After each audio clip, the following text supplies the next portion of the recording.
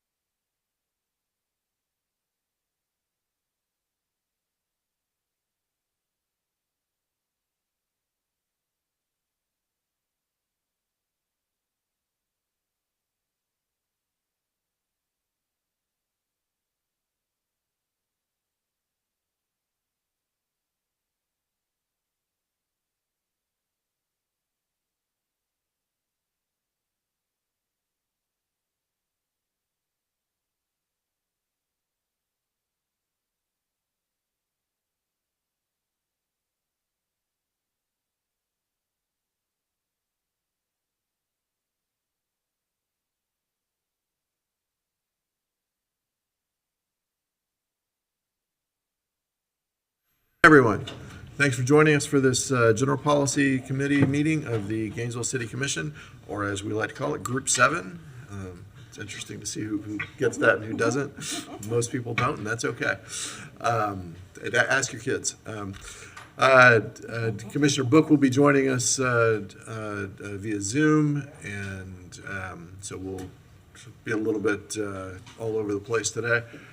We have a busy agenda ahead of us. Madam Clerk. Mr. Mayor, we have the adoption of the agenda, and you wanted to do a little agenda management. Yes, if possible, I would like to move item number 2025-723. Yeah, 2025-723, the Local Government Area of Opportunity Project, to the top of the agenda, if that's okay. Second. All right, we have a motion and a second. I see no lights. Commissioner Book, you good? I'm good. I can hear you fine. Thank you. Okay, all right. All in favor, please say aye. Aye. Aye. Any opposed? All right, that passes unanimously with Commissioner Duncan Walker absent. Mr. Mayor, we're on to our approval of minutes. Approval of minutes from the October 9th, 2025 General Policy Committee meeting with the recommendation that the General Policy Committee approve the minutes. Mr. Mayor, I move approval of minutes from October 9th. Second. We have a motion and second to approve the minutes as printed and distributed. I see no lights. All in favor, please say aye. Aye. Any opposed? All right, that passed unanimously with Commissioner Duncan Walker absent. Madam Clerk. Mr. Mayor, we're on to 2025-723 funding recommendation for Local Government Area of Opportunity Project with the recommendation the General Policy Committee hear a presentation from staff and the Affordable Housing Advisory Committee approve funding the Hope at Deborah Heights Affordable Housing rental housing project in the form of a loan in the amount of $460,000 with a 5% annual interest rate with a balloon payment at the maturity of the first mortgage and a 30-year amortization period, and to authorize the city manager or designee to execute any documents necessary to such funding subject to city attorney approval as to form and legality. Thank you, Madam Clerk. Mr. Manager, did you want to intro this? Thank you, Mr. Mayor. This is I think every fall we come to you all with a recommendations for both the LGAO, the Local Government Area of Opportunity funding request that gets reviewed by the Affordable Housing Advisory Committee. And we present those recommendations to you all. You all make a decision as to which project that we have to support, and then that goes to the state for the lottery program through the Florida Housing Finance Coalition. And we cross our fingers and hope that whatever project we support gets a good lottery number and gets financed by the state. And if they don't, then we come back before you next year with the same process. Very good, and we have had some good success over the years with these. So, Mr. Wachtel. Good afternoon. I'm John Wachtel, the city's neighborhood planning coordinator in the Department of Housing and Community Development. And I want to talk to you for a few minutes about affordable housing, about a specific program. As we've talked about affordable housing in the past a lot, we realize that it's not really a city of Gainesville problem. It's more like a community problem, a community issue. Government by itself, particularly the city of Gainesville, lacks funds to really address this problem. What we hear a lot is that the private sector needs to participate in solving this problem. It's not all on government. And we need to form partnerships with the private sector and other partnerships between different levels of government, like I said, the public sector and the private sector, for-profit, nonprofit, and the like. So this program is kind of an opportunity for all the different partners to work together and to leverage what they do best and whatever they can bring to the table. This is really an opportunity to get a significant private investment in affordable housing if the city chooses to participate. And this isn't the first time this has come, as was mentioned, has come before the City Commission. So just a couple of examples of affordable housing that's gotten built through this program in the city of Gainesville. One is Arbors at Tumblin Creek on Southwest 13th Street. You know, it's senior rental apartments. There's 64 units. They're all affordable. The city investment was $46,000. The total project, and this was 5, 6, 7 years ago, was $13.3 million. So you see how the city leveraged their funding. A second good example is Deer Creek Senior Housing in Northwest Gainesville near the Senior Rec Center. It's 62 units. They're all affordable. The city investment was almost $470,000, and that was structured as a loan, so we'll at least get part of it back. And then the total project cost at that time was $14.6 million. All right, so there's an idea that it could kind of work to begin to address our issues. The city part of this funding partnership would be the Connect Free program, right? It's a city initiative. It raises revenue from a surtax on new connections to GRU in the unincorporated part of the county. It's primarily used to subsidize new connections. It allows a portion to go towards affordable housing projects. There is sufficient funding reserved in the Connect Free program. The state and federal part of this is called the Low Income Housing Tax Credit Program. It's basically a federal program that's administered by the state. The state coordinates with the local government, in this case, the city of Gainesville. The state has some goals that they want to meet. It's to our advantage to fulfill those goals. That's what the state's looking for. They put them in a RFA, which is a request for applications for medium-sized counties like Alachua. They're going to do they have some different goals. They want to do one project in a specially mapped area where they feel there's a need for these types of projects. They want to do one project near the Sunrail project, which is a large kind of rapid transit rail project in the Tampa Bay area. They want to do one in a new category that's called permit ready, which is just what it sounds, ready to be developed very quickly. And they want to do this local government area of opportunity. They want to do 3 projects under that category, LGAO for short. And maybe if they have enough funds, 1 or 2 more projects. So what is an LGAO? It's not a geographic area, even though it's called an area. But basically, it incentivizes a local government, a local financial commitment from the city or county. Something that shows that the local government is committed and is willing to put some funding towards it. In this case, the minimum amount is $460,000. We think it should be structured as a loan. Like I said, it's funded through Connect 3. So I think an important point is just these criteria by themselves, some local governments are going to fall out. So this kind of increases our chances of being chosen. The fact that this city, that any local government can pick one and only one, again, that's going to end up being fewer applicants from fewer places, better odds for both whatever applicant gets chosen and for the city and county. And as I said, the state will pick 3. So just real quick about how we got to this point. the Department of Housing and Community Development distributed a notice of funding availability on September 8th. We actually got 4 applications, but one rescinded their application, so we're considering 3 projects. On October 1st, the city's Affordable Housing Advisory Committee met. They reviewed the applications. They had presentations from the applicants, and the chair of the Affordable Housing Advisory Committee, or the AHAC, will present their recommendations and their reasonings in a minute, but they'll give you their recommendation. So just real quick, the next steps. So if you approve one of these projects, that applicant, the developer of that project, will have to get their application to the state by November 18th. The state schedule that they've published says tentative, but it's scheduled to make a decision in the first quarter of 2026.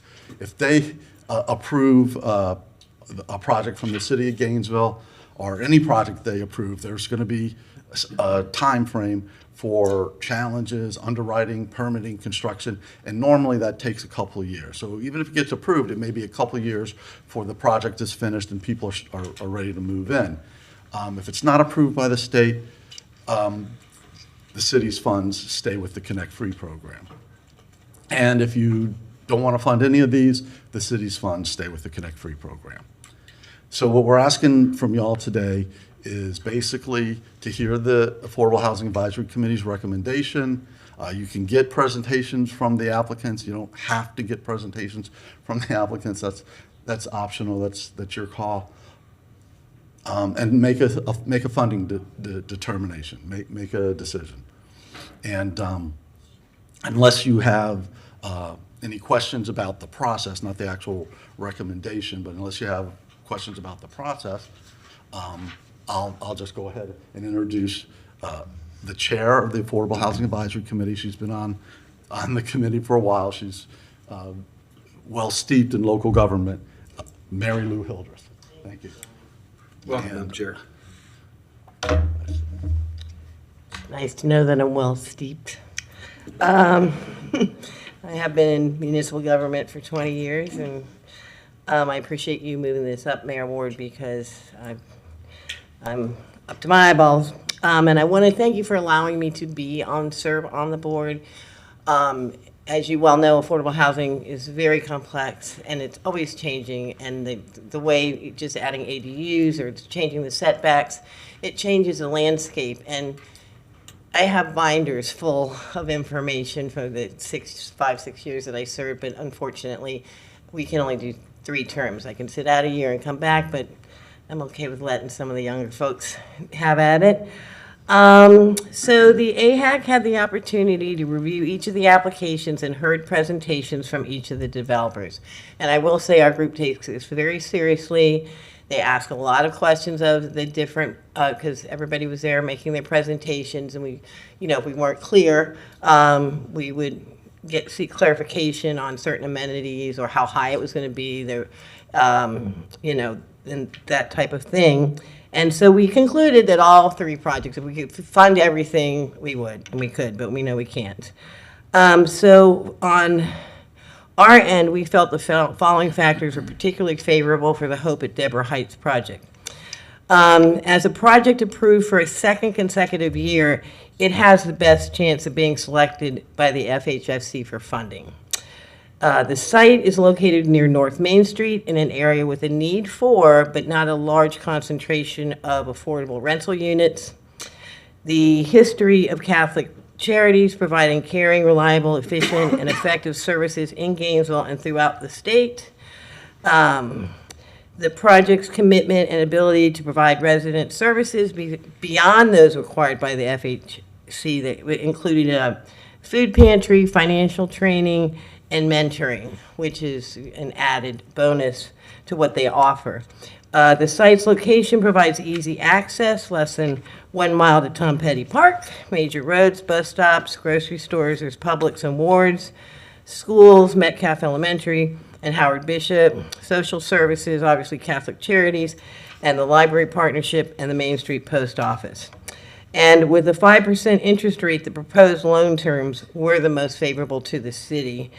And the city commission has already approved a PD rezoning of the site, and a key part of the development process is already accomplished. For those reasons, the AHAC recommends that you fund Hope at Deborah Heights. And I will say, if you look at our scores, you know, everybody was pretty much in the same area on the three projects. You know, some scored a couple, but in the end, everybody, the total cumulative scores were in, from AHAC's recommendation, were in favor of Hope at Deborah Heights. So thank you, and if you have any questions, I'll be happy to answer them. Very good, thank you. Colleagues, any questions? Commissioner Engel. I would like to move AHAC's recommendation. Second. We have a motion and second to approve AHAC's recommendation. Commissioner Willetts. Mr. Mayor, I'm on the AHAC committee, and it was a really good meeting, as Chair Hildreth mentioned. There were a lot of really good questions asked. All developers were there to tell us a little bit about their projects. The thing that stuck out for Deborah Heights, particularly, that there's, out of all the units, 15 of those units are 3-bedroom, which the need for families to have a 3-bedroom.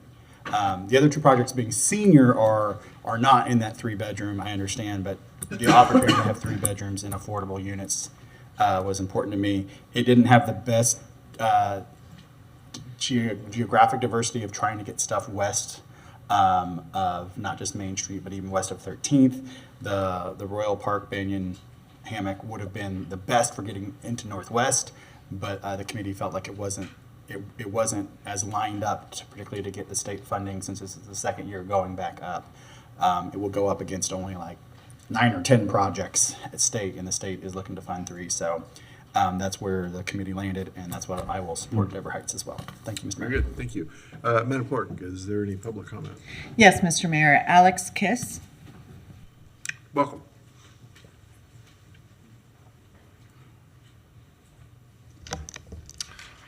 Thank you for the opportunity to speak. Alex Kiss, one of the managing partners of Banyan Development Group.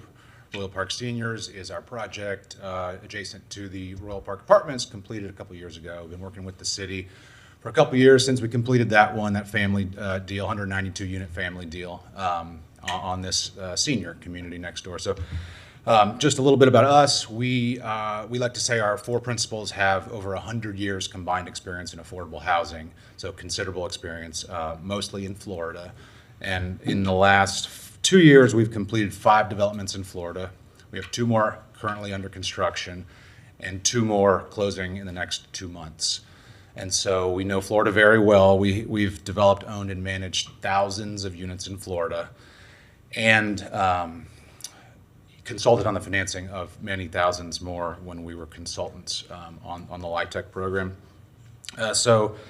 We also partner with an affiliate called the Treehouse Foundation. They also do food pantry, financial counseling, and mentoring for other projects as well. And so that's an asset to this one. We had brief presentations at AHAC, so it's hard to cover all of this stuff. So we appreciate the opportunity to expound a little bit. So with that experience comes knowledge of the timing and feasibility of these types of projects. We've got a lot of recent data on construction and total costs. And we noticed in Hope at Deborah Heights application had 10 more units, but it was $5 million less expensive on paper. And so we would just question the feasibility. We erred on the side of caution in trying to present a project that did as many units as we felt were financially feasible. The timing, we're moving towards permitting, and we're ahead of the curve on that. So, I think AHAC took a lot of this stuff at face value on the applications, and I just want to put it in perspective. We've got the experience to know feasibility and timing. A lot of counties will use a financial advisor to vet the feasibility of these applications and try to put it in perspective. And so that's potentially an option here as you have another few weeks if you wanted to continue to look at these and make sure that you're not going to need to put additional money into these projects to make them viable. So that's my 3-second spiel. And the location, I think this is the council's chance to pick where they want to put the affordable housing. And so I would urge you to try and do what your goal is. I think that, location. I think, otherwise most of the developments are going to be pretty similar. But if you'd like to put it in sort of the best area, we purchased this land. It's the second phase. It is, it is prime area for housing. And second year in a row, we finished second. So we're just here to give you our 2 cents. So thank you. Thank you. Thanks. Last speaker, Mr. Mayor. Okay. I'll come back. Commissioner Book had his hand up. Okay, Commissioner Book. Yeah, thank you, Mr. Mayor. Is the audio okay? Yes, we're good. Yep. All right, well, thank you. Appreciate really with city staff and the Affordable Housing Advisory Committee, and especially the chair for the work. Commissioner Willett's insight was good as sitting on the committee, because I noticed that the scores of all three were fairly close for all three. So they all got decent evaluations. From Mr. Wachtel, my question was just how much Connect Free? It's finite. How much do we have completely in that fund left, sir?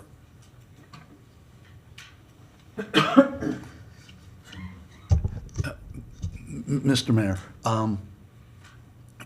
when I get this question, basically, we've collected $3 million. We've expended about $1 million. We have about $1 million encumbered, including this $460,000, and then there's about $1 million left after that. That's what I needed to know. I appreciate it. And for the particular project recommended by AHAC, I like the fact that you have basically a nonprofit partner. And these are not general revenue funds. And that's good. And then you have a different Parkland, Crossland, Southeast. The other projects look very acceptable also. Thank you, Mr. Mayor. Thank you, Commissioner Book. Commissioner Eastman. Yeah, thank you. Good question, Commissioner Book. I'm glad we were able to get that on there because, as we know, those Connect Free funds are not being rejuvenated at the moment, and so we need to make sure that we can continue to do these low-income housing tax credit programs or find money, I guess, within our general fund or other funding sources to do it. Royal Park was a tremendous success. I think it's definitely our largest affordable housing development in decades. It may be our largest affordable housing development in the city, though I'm not 100% on that. But it was a very, very large success story that doesn't really get talked about very much. So I appreciate you guys putting that forward and continuing to come forward with that. I like Catholic Charities coming forward with and having that tied to the nonprofit. I will say that I'd like to see a lot more churches do this. There's a new new law that went into effect called Yes in God's Backyard that was just passed in the last legislative session that streamlines the process for churches to come forward and allow affordable housing to be built on their property. I think that's something that I'd like our city commission to take a look at, if there's some way we could streamline that internally, if there's ways that we could administratively approve some things that come through that and then help get the word out to churches. I know there's many churches with empty land similar to Catholic Charities that would be able to, one, help support their church while also being able to, but bringing money in a way that supports their overall mission as a church and gets more affordable housing in our community. So something I'd like to come forward with. I think this is a great example of how that could work well. So I must make. Thank you. Thank you, Commissioner Eastman. I see no further lights, so all in favor, please say aye. Aye. Any opposed? All right, that passes unanimously with Commissioner Duncan Walker absent. Madam Clerk. All right, Mr. Mayor, we're back to the top of the agenda with 2025-771, discuss city manager recruitment with the recommendation, General Policy Committee discuss city manager recruitment considerations. Welcome. Good afternoon, Mayor and Commissioners. Laura Gretz, Human Resources Director here at the City of Gainesville. I am here today to talk through with you all the art of the possible, if you will, for recruitment for city manager. I've prepared just a few brief slides to kind of guide the conversation, and I have had the opportunity to speak with most of you directly as well. Let's see if I can get this going right. So just as background, for those who may not be familiar with the circumstances, Cynthia Curry, our city manager for 4 years, retired. She's still with us in a more of a consultant and advisor capacity. Her final day with the city will be November 21st. The commission, as you recall, made the decision to appoint Andrew Persons as our interim city manager, and he began that officially on October 20th, 2025. Welcome, Mr. Persons. And as part of that whole discussion, the commission asked to come back together at a later date to talk through what the commission's desires may be in terms of recruiting a permanent, if you will, city manager. So I've put together a summary of just some considerations for you all to think about as you contemplate when might be the appropriate time to do so. We've had a lot of discussions about, well, when is the perfect time? But just some things to keep in mind. Of course, we want to attract the most qualified candidates for this position. The city certainly deserves that. But there are some things that are sort of hanging out there to keep in mind that candidates who may want to consider coming to Gainesville, it may give them pause. I don't know for sure, but it may. So as you know, we participated in an audit with the state DOJ committee. They have provided some preliminary findings, but we're still awaiting that report and what those particular outcomes may look like. The other large piece that should be considered is that there is a referendum on the ballot, I don't know if you've heard, on November 4th, about where GRU should reside in terms of governance and what that might look like. Don't know where that vote will go, and depending on where it goes, based on the last vote that occurred, there was some surrounding litigation as a result. Just not sure. There's just a lot of uncertainty around that.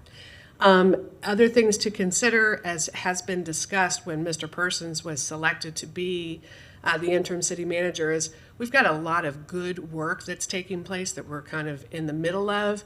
So there is a real need for some momentum and stability currently to help us see some of those larger projects through to the finish line. And then just for keeping in mind in terms of cost, so every few years we put out a bid for to obtain a pool of contractors or vendors that we may seek out to help us with executive search processes. It could be for a city manager, a different charter, a department director, et cetera. So we did that last year. We have a pool of 16 firms that are qualified to conduct an executive search for a city manager position. Their costs range from $22,000 to just under $100,000. Some of the firms have flat rates. Other firms charge a percentage of salary. So my calculations, just giving you that range, just so you're aware, I utilized a very high number of a $300,000 salary. I don't know that that's where it will fall, but I just wanted to make sure we were a bit conservative in our estimates. In terms of timing, so this is really, I think, the crux of the conversation today.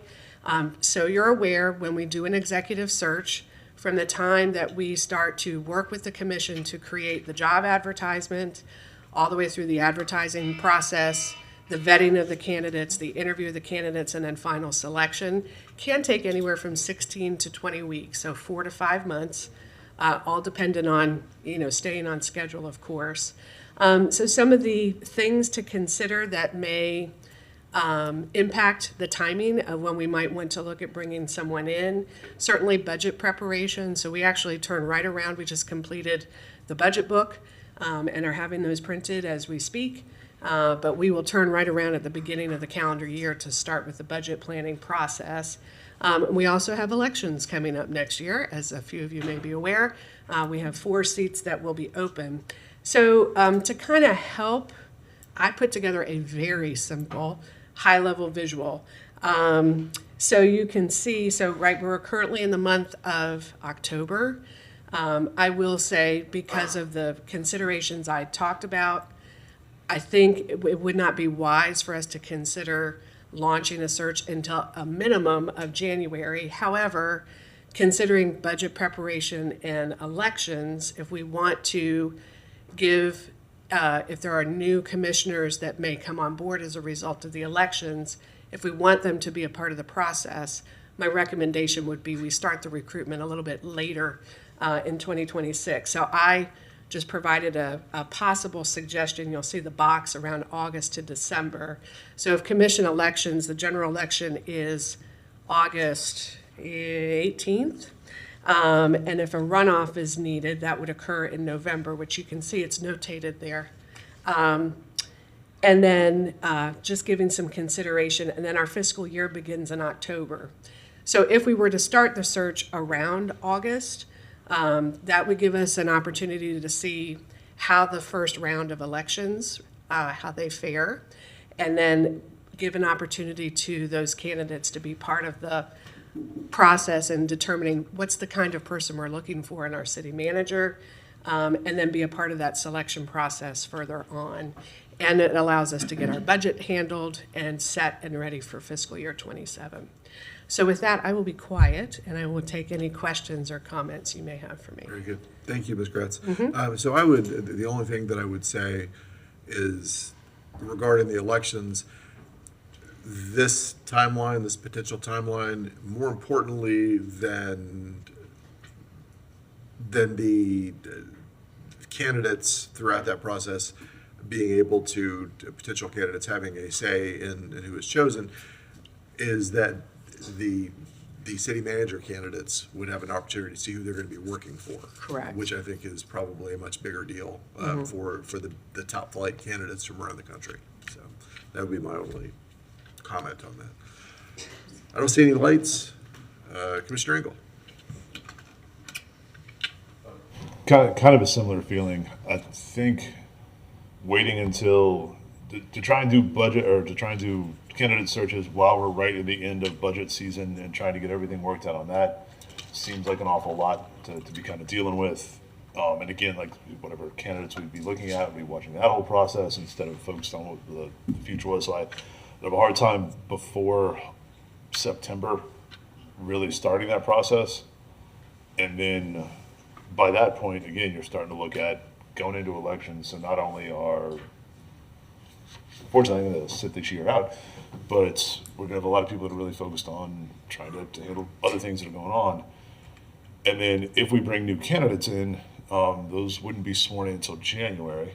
So any newly elected officials wouldn't be part of the commission until January. So it seems to me like the actual decision should probably be made after January, after we've got the board actually set. Because that would be the people that are actually working for them. Those would be the relationships you were looking at. So to me, starting that process in like October, November, and making that decision January, February timeframe makes the most sense to me. That way we've got a board that's actually sworn in that we'll be looking for. We'll know who the commission is going to be. We'll have the budget handled. We won't really have gotten too much into the next budget season, so whoever's coming in as city manager really gets to get in on the front end of that. That January, February timeframe seems like the most reasonable time to me to expect someone to start. So if we're pushing a few months back before that, probably looking like October, November to decide what firms we want to get or how to start that process makes sense to me. Okay. Thank you, Commissioner Engel. Commissioner Willits. Mr. Mayor, yeah, I like the idea that in the first week of November next year, we would know what the commission is going to be, if there's new people, and that they would begin to be able to review resumes, anything that is public or that can be shared with them. And I'm sure Ms. Gretz will correct me at any step. But then potentially also be able to be in any kind of interview or public meeting where candidates are brought, and then allow them in that January, February timeframe. We hired several of our charter officers with really only 2 or 3 weeks notice in 2023. What we thought we were going to do full searches, and then it turned up we didn't. But this would be a little more laid out so that people applying would know, they'd know who's on the commission, the kind of people they would work with. The commission would also, new commissioners would be able to see and evaluate. So, and I really appreciate Ms. Gretz reminding us kind of the time frame. There's never a good time, but there has to be a time, and that would probably be the most convenient. And it also would not be kind of permanent purgatory for Mr. Persons, with no time frame to understand. But it also gives him an idea of what he might want to build if he wants to continue or not. So I think something along that lines, as Commissioner Engel said, like where, maybe the first week of February, a commission is ready, people are seated, new commissioners have had a couple meetings, they know the time they really need to spend looking at that, asking staff. So I think that would be a good time frame to lay out. Thank you, Mr. Mayor. Thank you, Commissioner Willetts. Commissioner Chestnut. Thank you, Mr. Mayor. I would not have a problem starting the whole process in January. This January, No, Commissioner, sorry. Oh, no, I'm no, sorry. no, January of 27. 7. Gotcha. I wouldn't have a problem waiting until then, and then move through that year. That would be my recommendation. Yeah, January 27. I think when new commissioners come on board, it takes them a while to really get acclimated. Yes. To get acclimated, oftentimes they don't know what they're looking for, are the questions to ask. And I'm quite comfortable with the person we have right now, and we could just move on and just push it out to January 27. Thank you. All right, thank you, Commissioner Chestnut. I assume Commissioner Book has okay. Commissioner Book. Yeah, thank you, Mr. Mayor. I was just thinking that in 2023, as Commissioner Willetts was talking about, we had a tremendous amount of uncertainty. We had all interims and one, the city attorney, who was our only stable charter officer. So we've had a lot of stability. And I think why that's important is we are going to get a lot of applicants. The timeline that's laid out, or that you as my colleagues have said, I'm fine with those. And especially since we have the HR director guiding us and has been through it many times. But we also will realize some cost savings, not much, but it's a small amount. And we're in a good position where we're at with the interim city manager and a real stable executive management crew across our charters at the moment. So that bodes well for us for whatever timeline we set out. Thank you. Thank you, Commissioner Book. Commissioner Eastman. Yeah, thank you, Mr. Mayor. The so I guess we have to decide. So I was originally going to come in here talking about asking about thinking maybe we'd go with May or June, so that if we knew we'd know by August whether there were folks that were in there, we'd probably go into November. If there was an interim period, which we've had before, that person could sit in at that point. It sounds like people want to push it back further to say like August. We'd know by then whether or not there's runoff elections. We'd know whether there was, which of course, the nice thing about setting it early is you can always delay it more if you want to, right? You don't necessarily have to do it at that point. But January seems a bit long. I mean, I came in. I think I've selected one charter officer, which is Mr. Ameri. But generally, we get a lot of charter officers that we had from before, and I find it fine and easy to work with any one of them. I mean, I think whoever we select would be able to work with whoever the new person is, and if they're in that sort of awkward period between August and January, which I think I was the one who was in there from. I think James, you went out right in August too, correct? Yeah, so that 6-month period there, just by culture, we would probably have them sit in, be like hear carefully what they had to say about who the person would be. So not to delay it. I mean, August is almost a year from now, so we would have an interim for almost a year. If we do January, it would be almost a year and a half. I would think. I guess I would go with Commissioner Engel thought for August, and then have that scheduled at that point to come back to us with. Is my thought with timelines. Okay, thank you, Commissioner Eastman. I'm open to just about anything as long as it gives some clarity for who's going to be, the majority of the board for the commission for the coming years. So I'm happy waiting until January of 27, but we could certainly start as early or earlier than that. The good news is we don't have to make a decision today.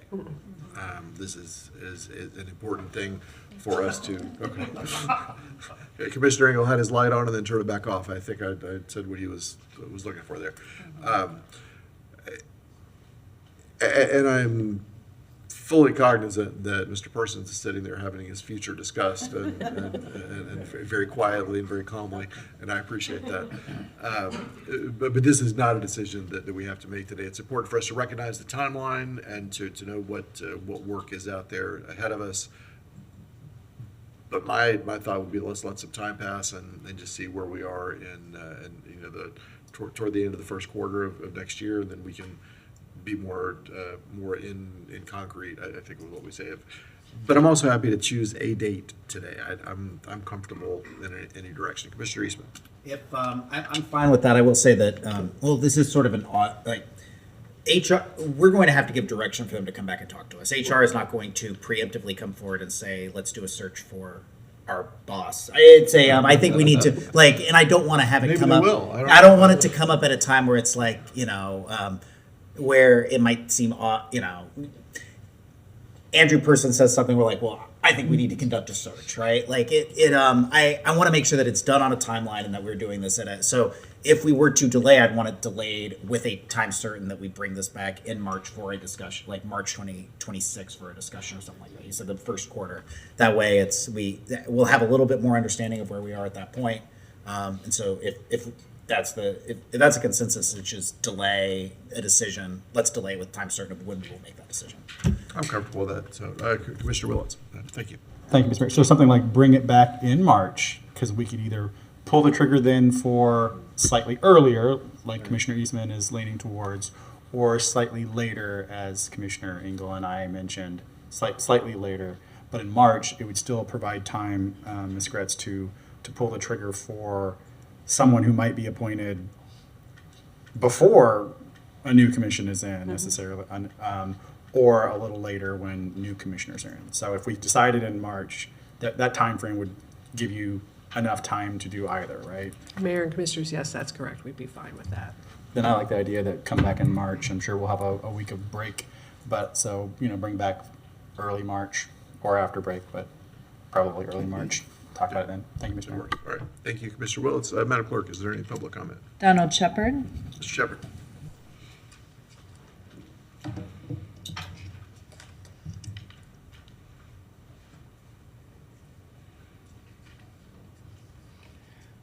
My name is Donald Shepard. I'm the people's representative, and I tend to run for mayorship. And I'm hearing y'all's timelines and your actions in which you tend to take and get these going. I'm not hearing about any forums. I'd like to know when your forums are going to start, or mayors and commissioners. Not there. I am interested in to hear, and I don't see where it's got to be stretched out so long. Of what you have stated. So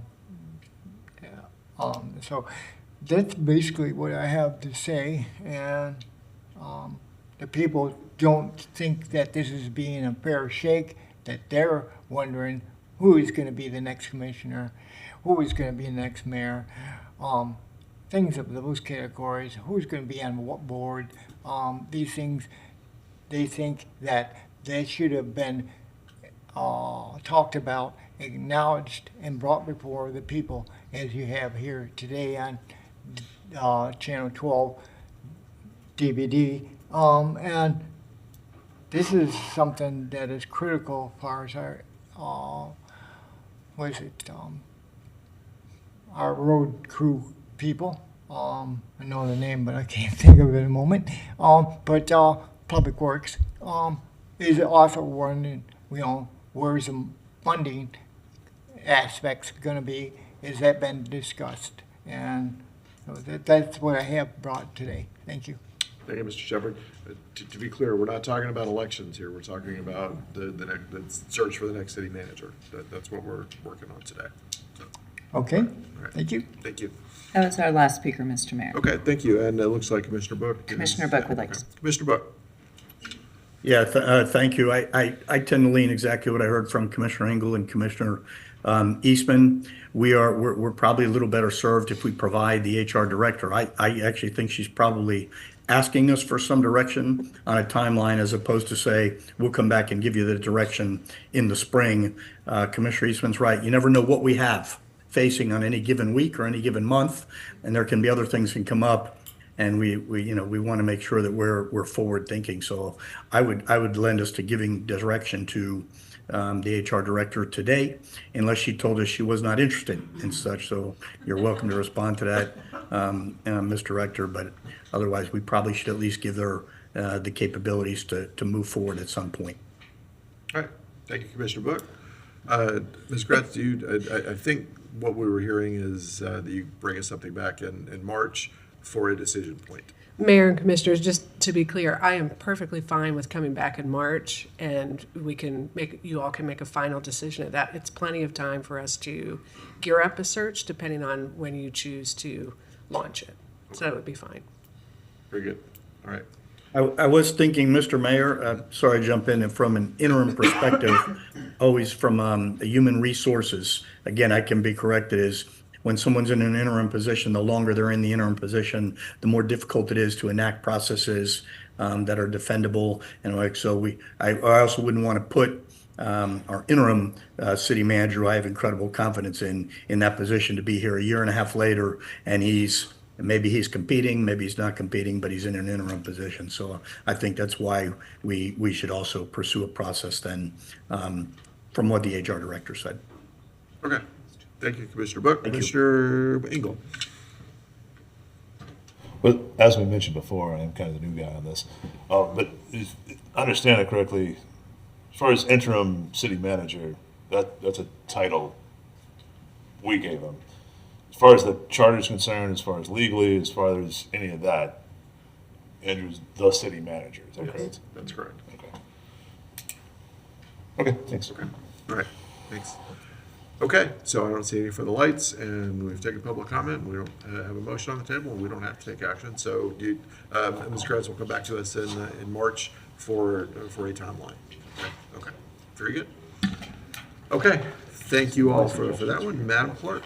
Mr. Mayor, we're on to 2025-662 Grace Marketplace property discussion with a recommendation the General Policy Committee discuss and provide staff direction. Very good. It's a shame we didn't have more community interest For those of you who are not aware, we had lots of community interest. We had a ton of emails coming in on this one, all in one direction. So, Mr. Manager. Yep. Thank you, Mr. Mayor. So just to recap, this is a discussion about a potential transfer of the Grace Marketplace property, which is currently and has been owned by the city since it was transferred from the state corrections to us back in 2013. Grace opened in 2014, has been operating the facility ever since, under contract with the city of Gainesville. We have in your agenda item, I think we've tried to lay out exactly the process by which the commission would potentially bring back an item should you choose to move forward with the transfer. Which would be a surplus resolution where the property would be surplused and transferred to Grace. We've provided some background information that we've collected. We did have a appraisal done in 2024 for the property. The property, just for those of folks at home, and I do have a aerial map that we can put on the overhead so everybody can see what we're talking about. It's approximately 30 acres that consists of about 15 single-story buildings that are out there. There's square footage totals in your agenda item that I won't go into.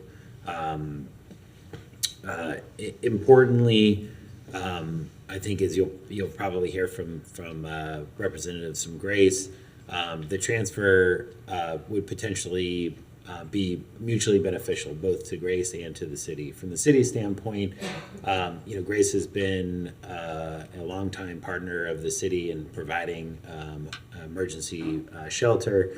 As it's laid out in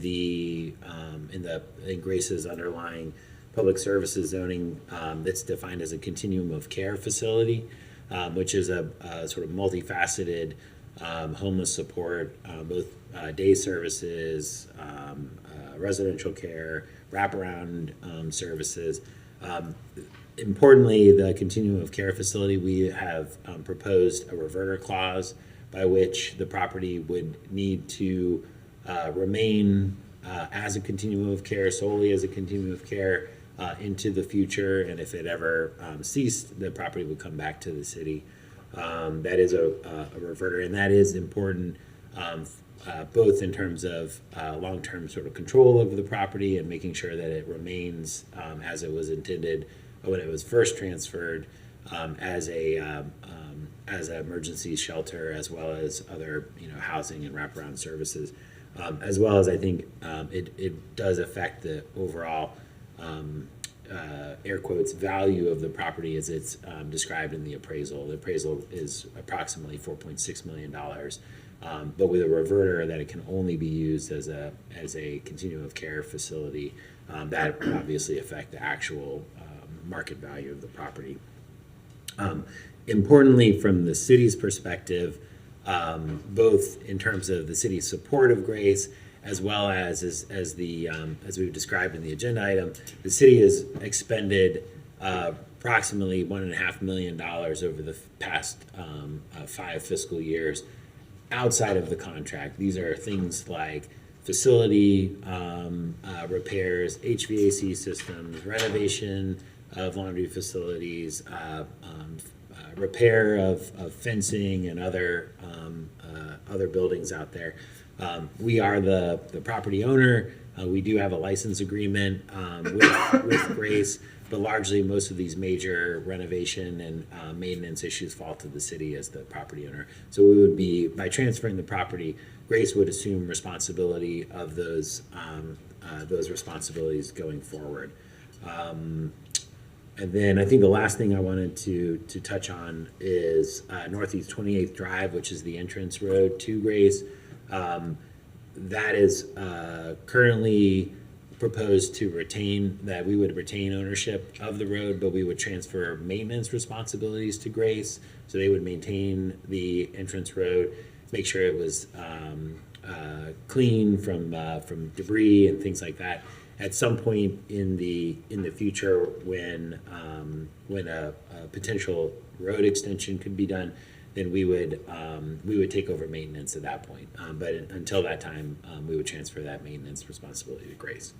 And I think that covers everything. I do, Kara, if you don't mind, maybe putting this map up on the overhead so everybody has it. Thank you. Yep, and staff's here to answer any questions about but the terms of the transfer are also in your backup as well. Very good. All right. Would someone from either the Grace Board or management like to come up and make some comments? You don't have to, but okay. All right. My thoughts on this, just very briefly, are that this is a cost savings. It seems like to the city of Gainesville. It's one of those situations where if there are capital improvements needed on site, nobody's going to donate that to local government. But if that can be donated to a nonprofit, it is very likely you could get that work done far less expensively than the city has to have it done. Those are just my thoughts. Commissioner Eastman. Yeah, well, I agree with you, Mr. Mayor. This was something I brought up when I first came into office, and it's something that Grace has been talking about for a long time, which I was always surprised by because this is, I mean, when you have something, an asset that you can use, like if your kid's using your car, and then you give them the title to the car, that's not and they're already driving it, that's not like a benefit. It's not like they have some new asset. Like they now they have to pay for the cost of fixing the car, of getting the tires changed, of doing all that work. I think the benefit for Grace is that just for being on the books, it is beneficial to have more assets to your name as you're going for grants. There is a benefit to having control over your own facility so that you can fix it. You don't have to call on Public Works to go fix it. You can just go and fix it yourself right then and there. And it's obviously a benefit to the city because we have a lot less maintenance requirements on there. It's a classic win-win that I'm glad we were able to get it through. It took us a number of years to kind of get to this point, but it's I've seen some things out there that have said that like we're giving this property over for $1 and it appears like it costs this amount. I think what really is the important part in here is the reverter clause that is in here, which says that if it's ever used for anything other than a homeless shelter, it reverts directly to the city, which means that there's really no value to the property except for what it's currently being used for. And so I think that's sort of that's the part of all of this that I think people really need to remember, is that this is really just us. Yeah, I mean, it's a classic win-win for an organization that has done a lot of great work in our community, continues to do great work in our community, and it gets more a lot of the burden off of the taxpayers and back onto the organization that is that is using the facility. So I think it makes a lot of sense, and I'm happy to support it. Thank you, sir. Thank you, Commissioner Eastman. Commissioner Willetts. Thank you, Mr. Mayor. So though it's valued at $4.6 million, we didn't pay anything to receive this property, correct, from the state, Mr. Persons? No, I believe the property was transferred as part of the state surplus policy, which I think, as the board knows, homeless support is typically very high on the list of preferred uses in terms of the transfer process. So I don't believe the city expended any resources to acquire the property. It was And in that transfer, were we limited what we could potentially use it for in the future? Could we have sold it for development of something else? That I don't know, and I don't want to speak, but I do know that the property was transferred with the express purpose of operating a homeless shelter. Right. That was always the intent from the transfer to begin with. Okay, and that kind of helps me understand that, and thank you, Commissioner Eastman, for mentioning that it kind of doesn't have value outside of the purpose that we would be transferring the property for, because that reverter would bring it back to us. So it is a valuable piece of property, but it's not like we're conferring to a Grace Marketplace, $4.6 million of assets that they can somehow make liquid or any way, but they can leverage it for other things, and that's what I understand, because as the mayor said, grants and donations flow to usually the owner of the building, not the public government.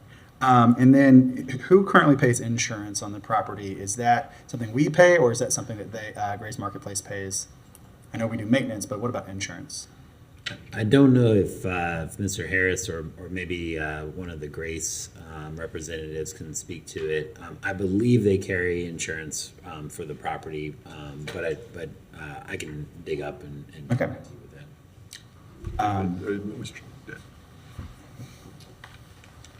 Mr. Mayor, John Thomas, Grace Marketplace. We currently carry liability insurance on the property. We don't have property insurance that would pay for damage by a hurricane, natural disaster, anything like that. Okay, so that part of That is in our portfolio, the property. property. Okay, thank you, John Thomas. So that is something that they would have to pick up for themselves. Maybe a cost for them. I don't think this is shirking a bunch of cost onto Grace Marketplace. It's a partnership, it sounds like, where some things they'll be responsible for, we won't be responsible for, but it is something that we can help them with. So I support this as a real joint effort Grace has always been a joint effort of trying to figure out something a little unique, but definitely something new in Gainesville and Alachua County. So I support this. Thank you, Mr. Mayor. Good, thank you, Commissioner Willetts. Yeah, they would not be able to insure the property itself at this point because they don't own it. Commissioner Engel and then Commissioner Book. Almost everything I was going to say was covered by Commissioner Eastman and Commissioner Willetts. And I guess that was a big takeaway for me, is that we're giving this land to Grace, but this land was given to us with the understanding that we were going to try and do homeless services with it. So this doesn't cost us anything. It's not $4 million we're taking out of the city and giving to a private organization. This is land that was gifted to us that we are continuing to move on to continue the services that was intended to be used for. From talking to representatives from Grace, it sounds like everything this is going to make a much larger pool of opportunities for them, which again moves forward the mission we've been trying to move out there without costing us any extra, and in fact costing us a little bit less because we're not putting money into maintenance, we're not looking at the insurance costs, we're not doing those type of things. I'm a strong supporter of this motion, this idea, and I think it is a great thing we can do to continue to help people that are most at need in our community. That again is just shifting some things around on paper, isn't even really an expenditure from us. So I'm very much in favor of this. Thank you, Commissioner Engel. Commissioner Book. Yeah, thank you, Mr. Mayor. I think Commissioner Engel hit it on the head in that what this does for for Grace and for the city. It diversifies the ability for Grace to find different monetary streams, and potentially equipment and grants and opportunities to leverage the fact that they now are not just the manager, but the owner of the property that's providing these services for those that are in need. I think it also, from a city standpoint, it should make Grace less reliant on government services for their main funding streams going forward. And we're always going to be a major partner in providing services that are needed for those that are houseless.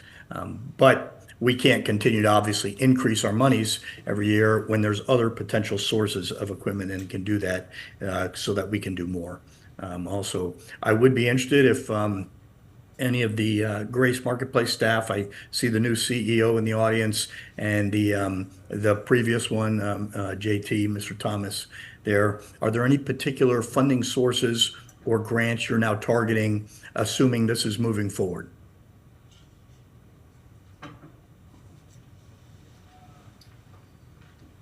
Welcome back, Mr. Thomas. Mr. Mayor, Commissioner Book, we don't have anything in particular in mind in terms of grants and funding right now.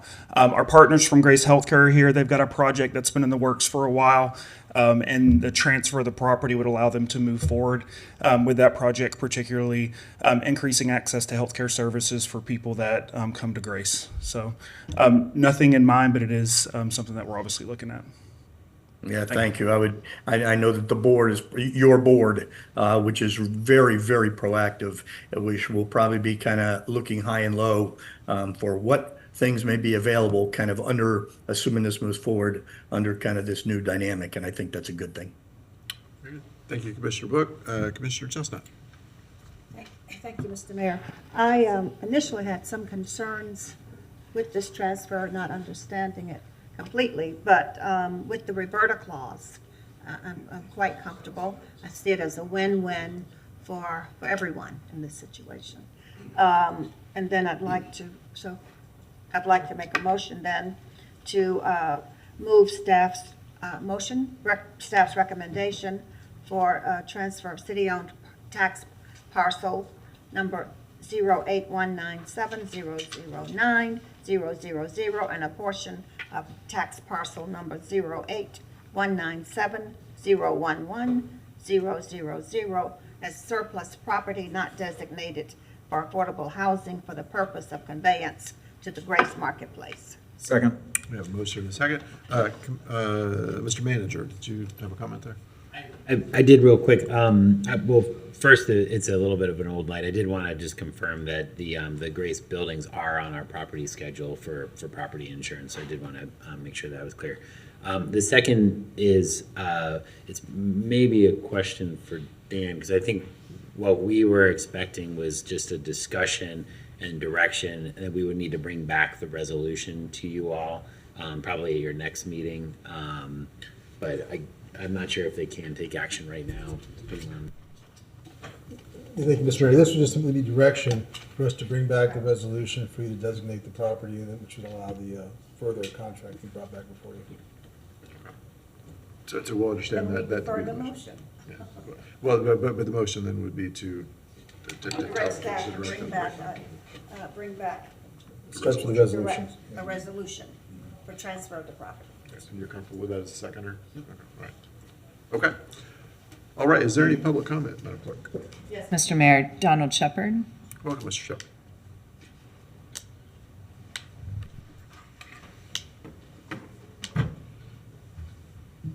Donald Shepard, People's Representative, and edited that there's a lot of stuff that's not being mentioned in the city commissioners or mayor's ears that happens out there, and the transfers and stuff. How is that going to affect the people that are there? Is it something that they still get to stay there, or do they gotta move, or what is the application for the people as far as the housing goes? So I think I can answer that. The City Commission continues to contract with Grace Marketplace to operate that shelter, and The intent would be that nothing about the operation of the shelter and the other services there would change.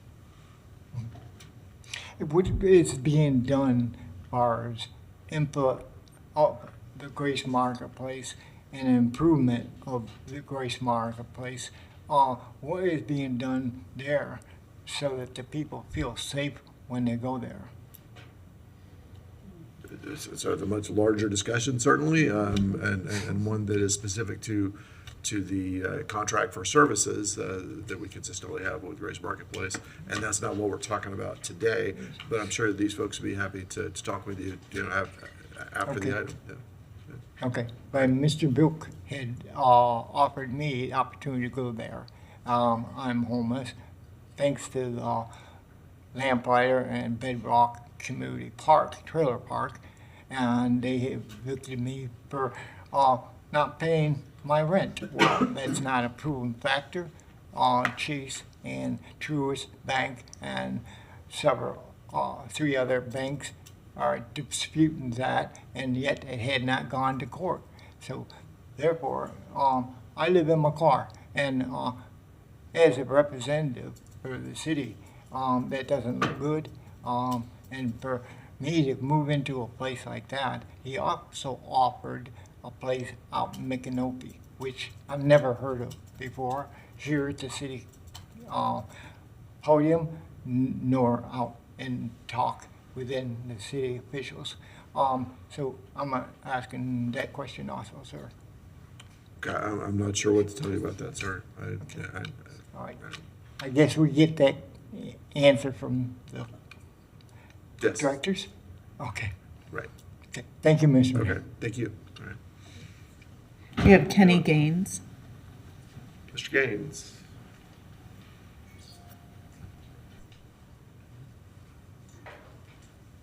Welcome, Mr. Gaines. My name is Kenny Gaines, and I speak for the homeless. And Grace Marketplace, I literally got to know every homeless person probably in Gainesville. And my honest concern, and this is nothing against Grace, because I think y'all doing a good job to run something like that. My honest concern is I take people at Grace sometime, and when I drive them out there, a lot of people have a stigma in the city that all homeless people want to be homeless. And once you get to know the homeless, you'll find out that 8 out of 10 got there from circumstances instead of drugs, when people think it's the other way.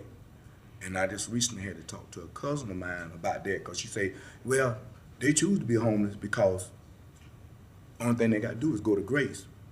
But what they don't know is Grace can only take so many people. And my concern is I would like for Grace to let the city know, let people know that they need help. Be honest about it. You can't, you need help. You can't take everybody. I mean, let people know the truth. I think that if you let people know the truth, that we can't help everybody, I think you'll get more donations. I think more businesses will get involved. I think it'll be more positive for the city, and people will get to understand, because unless, and I challenge you guys sometime to go and walk the streets with me, which I do every day, and get to know these people and stuff. And I commend y'all for the work that y'all do out there, because I didn't want to do what I'm doing, but God told me to do this about 10 months ago, and I'm committed to him. So y'all have a good day. Thank you, Mr. Gaines. Is our last speaker, Mr. Okay. I did have one brief question before we vote on the motion.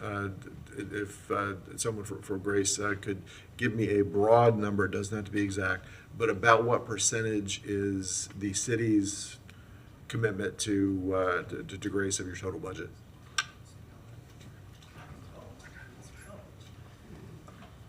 Mr. Mayor, that's about 36% of our $5.1 million budget comes from the city of Gainesville, and that includes in-kind donations. Very good.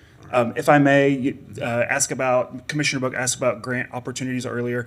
I failed to share, we're currently working with Bright Community Trust on a housing expansion project.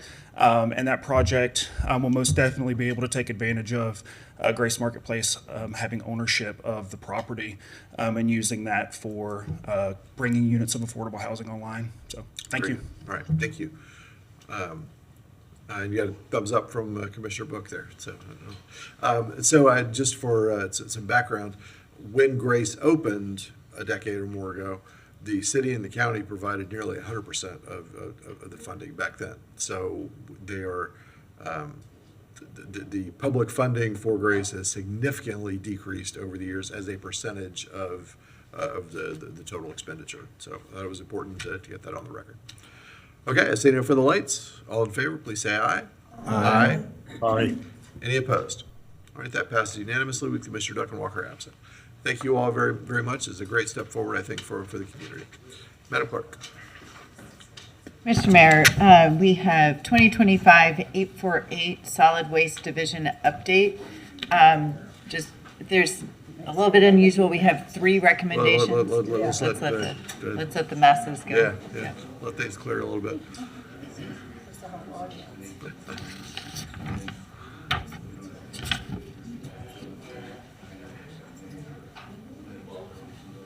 Solid waste is going to be fun, y'all. You don't know what you're missing.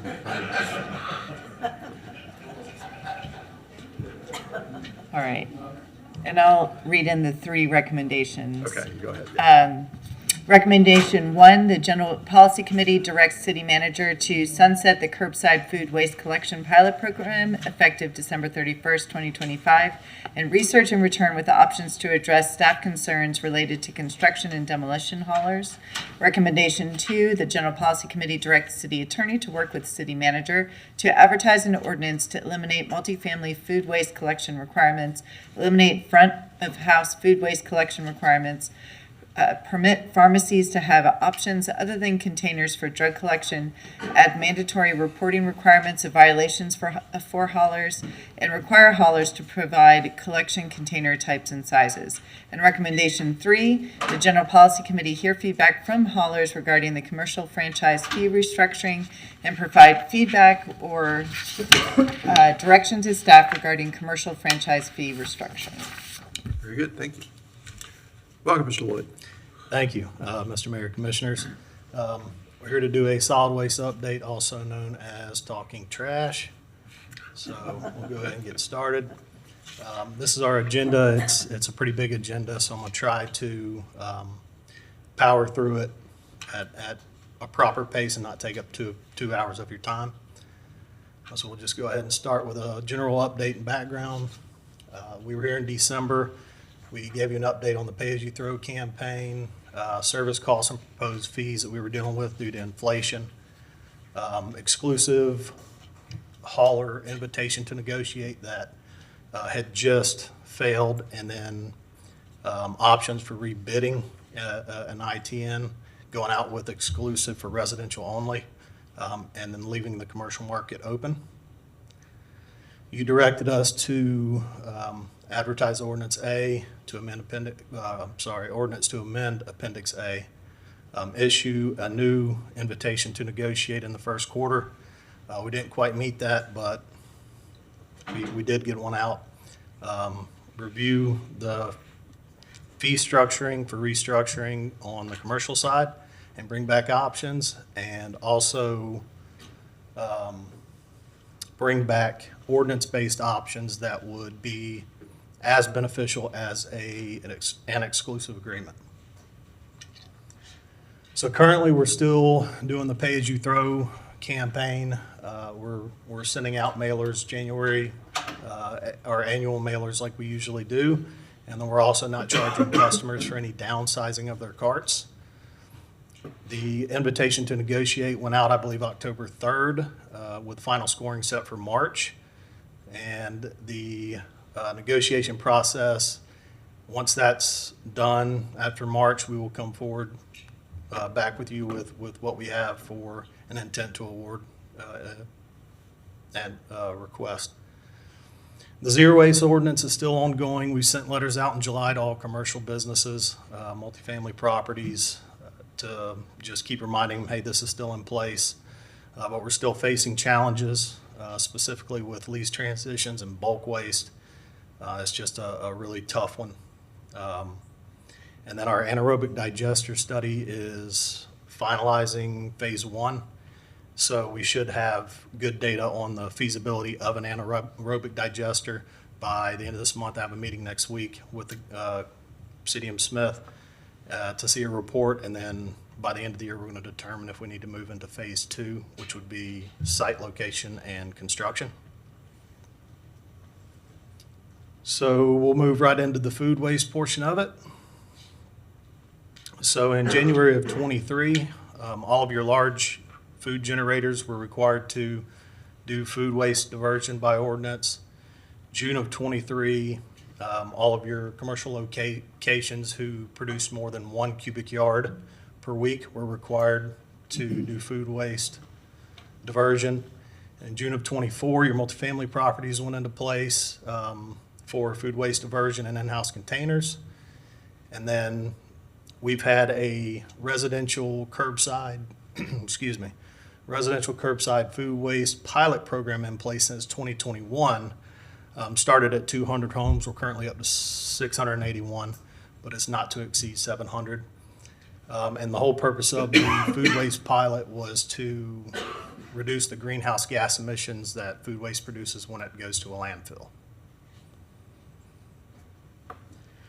So on the left, you're going to see the cost per household, and then the up to amount that our contract allowed from 21 to 25.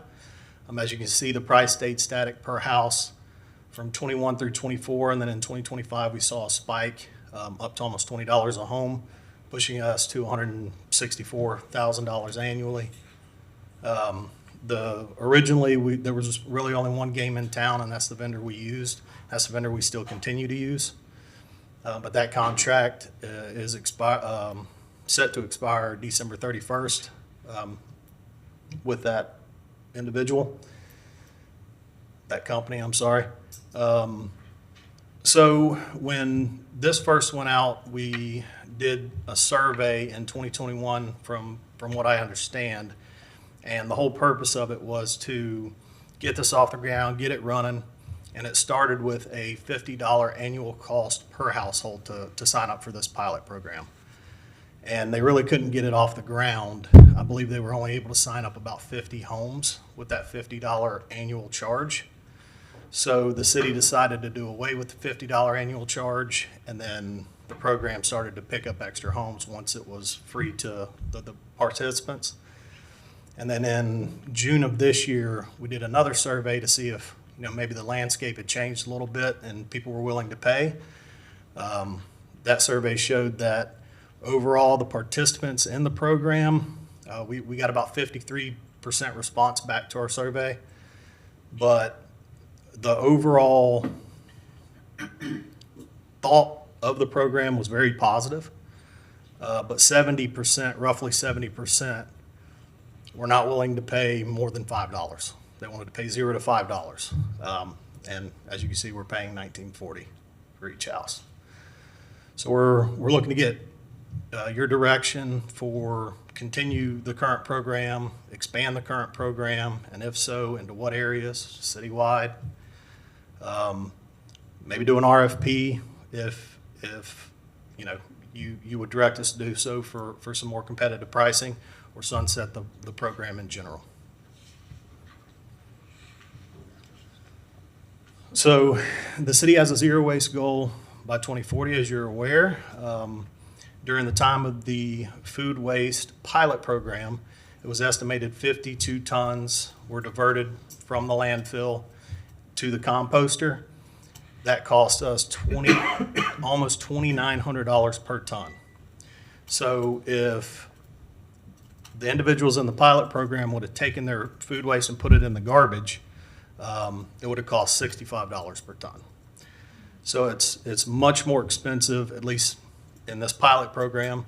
It's been way more expensive to actually do the composting than simply put it in your garbage, which then goes to the county, and then the county takes it to New River landfill. And if we continue the food waste program on a bigger scale, currently we're seeing about a 9.5% contamination rate for recycling. I would expect that the food contamination rate would be roughly the same unless we can find somebody who's going to accept bones, meat, and all, and have a depackaging machine. But we're going to have, I would assume, roughly 9.5% contamination. Currently, with our standard traditional household recycling, the city sits at 44% recycling rate with the state. And we have 13 different zones in this pilot program, and those zones are all mapped out with each home, and so we know where every single one of these individuals in the food waste program are. So if you desire to direct us to do so, we will draft a RFP to advertise. And as I mentioned before, originally there was only one hauler. Now we've got some new competition in the market, so we could see a better price if that's the direction y'all decide you wanted to go. So the Florida Department of Environmental Protection has a 75% goal of recycling. So currently, because all of our garbage goes to New River, we get credited diversion credits from New River through a methane gas capture program that they have. So whenever you add the 44% traditional recycling rates to the 22% that the city and the county gets for taking our waste to New River, it brings us up to an adjusted recycling rate of 66%, which actually places us number 5 in the state out of, I believe it's 67 counties. So that's a really pretty good rate. Still, not 75%, but we keep trying to get better. But that also leverages the full waste stream, so that includes commercial, not just residential. And the credits that we get equal 22.1 tons, which is more than our entire residential waste stream combined. So we get credited simply by taking our garbage and trash to New River more than the entire residential 28,000 homes produce annually.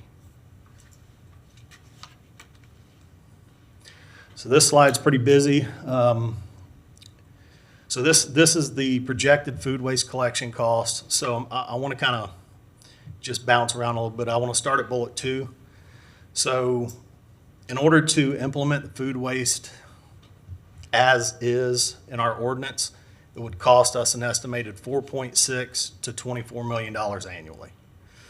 And the way we came up with that is back at bullet point number 1, you can see that on the multifamily properties, it's going to run somewhere between 75 cents and $2 per door.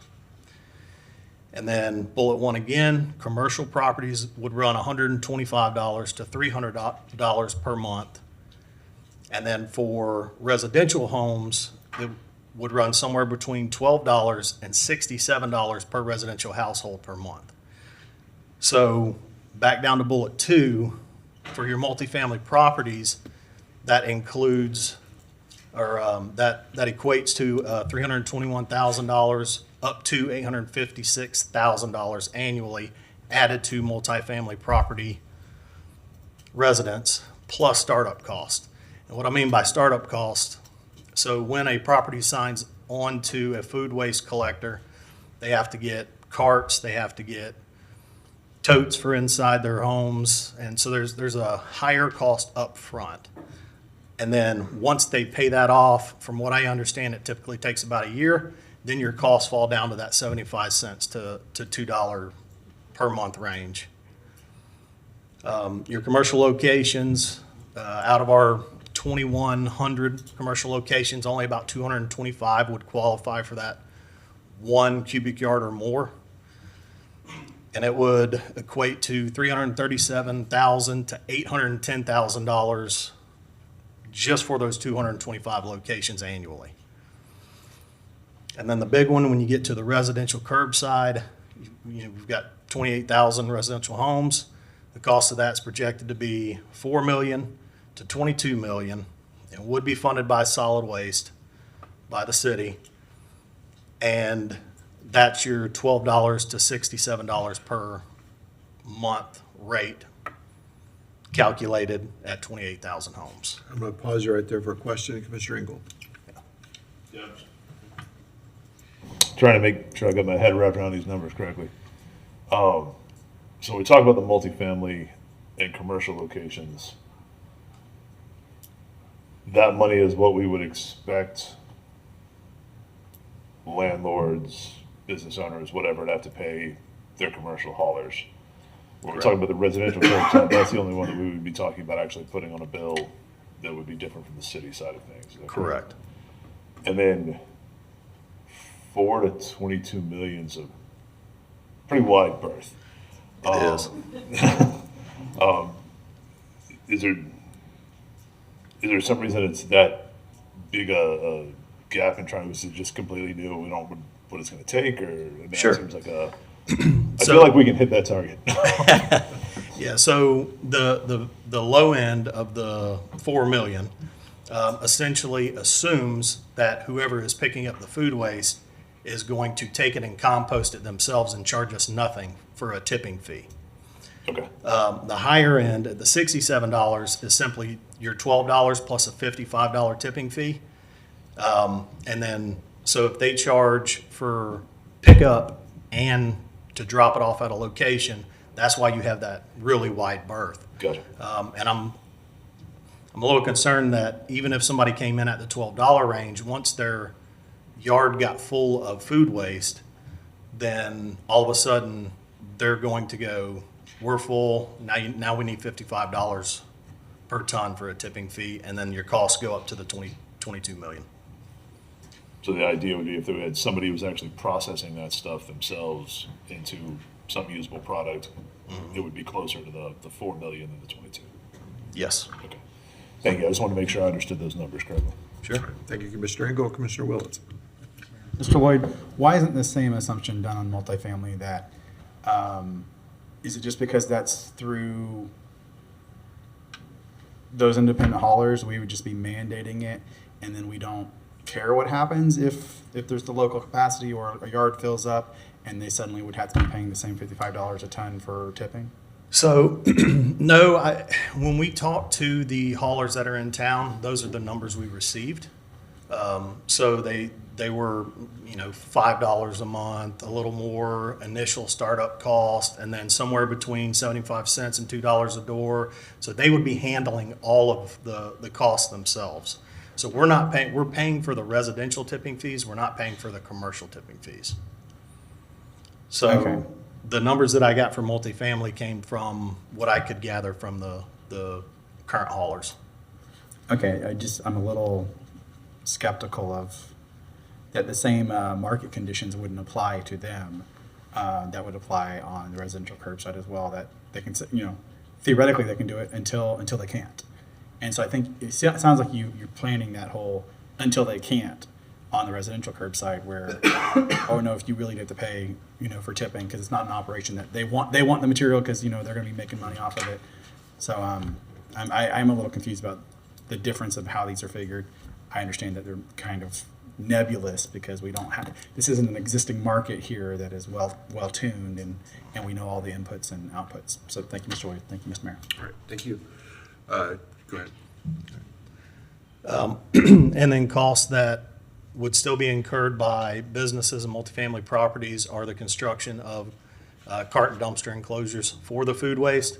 And then restaurants would have to figure something out. The ones that don't have wait staff, they would also have to figure out how they would do that with containerized systems or contracts. So due to the cost of the collection, the methane capture credits that we're getting from New River Landfill, and our contamination rates, the staff recommendations for this are to sunset the residential curbside food waste collection pilot program, modify the ordinance to remove multifamily collection requirements at the front of the house.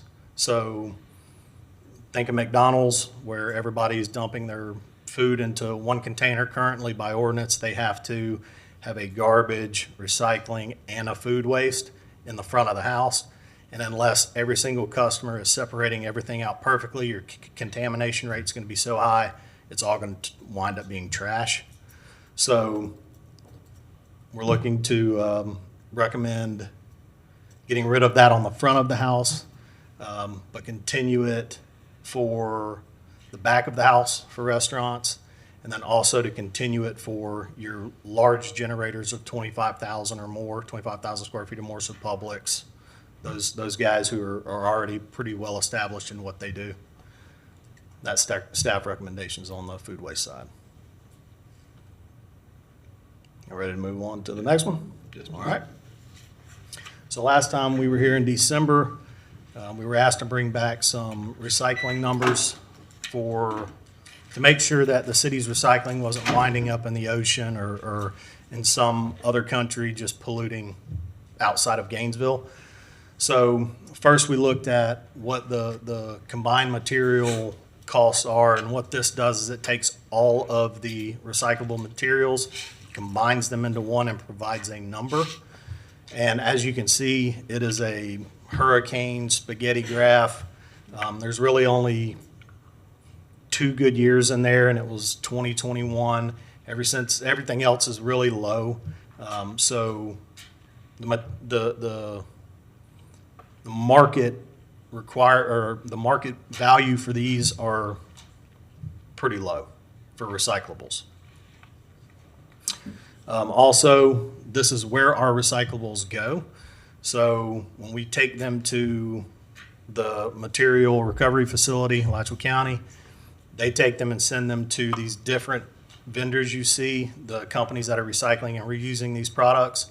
And they're used from anything from protective packaging to rebar to toy molds. So our recycling is getting reused appropriately. So the big question is, are we making money on recycling? The answer is no.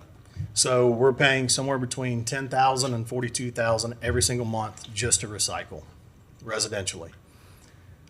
We recycle an average of 315 tons per month. And then on the right, you can see each commodity and what the value is in the market. And if you look at the 2 negative numbers, so the first negative number is glass. So we're paying $12.50 just to recycle glass, and it's 43% of our recycle stream. And then 9.5% at the very bottom is the contamination rate, which we're paying $65 per ton for to get rid of. So almost 53% of our recycling we have to pay money to get rid of. Let me pause you. Commissioner Engel. On the recycling, the waste part, that 9.5%, is it just garbage that's in the recycling stuff, or is that people thinking things are recyclable that aren't recyclable? It could be a combination of both. If you have people that are just throwing stuff in there, anything and everything, that happens. But people also genuinely sometimes throw stuff in their pizza box or whatever they believe can be recycled, and it winds up, contaminating the recycling. I mean, I see a lot of plastic that has like a little recycling symbol on it that we can't really do anything with. And I think that can be very confusing to a lot of people on what's actually recyclable versus what's theoretically recyclable. And we do a pretty regular educational campaign where we're going out, and then our haulers are providing what we call oops tags. If somebody's really putting stuff in there that they can't, our hauler leaves it, supposed to leave it, put a oops tag on it saying, hey, this is what you can and can't recycle. Gotcha. And then they take that stuff out and they'll come back and get it. Oh, very good, thank you. Absolutely. Thank you, Commissioner Engel. Go ahead. So also a question was cart sizes by district and quadrant. So here they are. Clearly District 2 wins the cart race. And the Northwest wins the cart race as well for residential garbage carts. Multifamily properties by district and quadrant. Clearly, District 3 wins for number of multifamily properties, and the Southwest by a mile. And then residential opt-out, so essentially this is any residential property, so duplexes, quadruplexes, that would technically be considered a residential property and therefore have to be picked up by our residential hauler. They have the option to request to opt out and, you know, put a centralized location in and get rid of all those carts.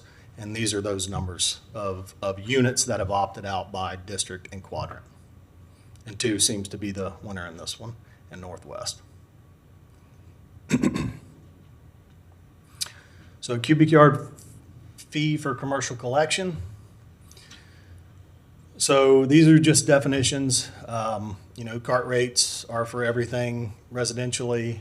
The franchise fees are, it's the 15% that haulers pay per gross revenues to the city. And then commercial collection is anything with 5 or more dwelling units, multifamily properties, businesses, and then any of those multifamily properties who have opted out of the residential collection program that we just spoke about. So currently, the city cannot determine how much each commercially collected property is paying for services as it's proprietary information.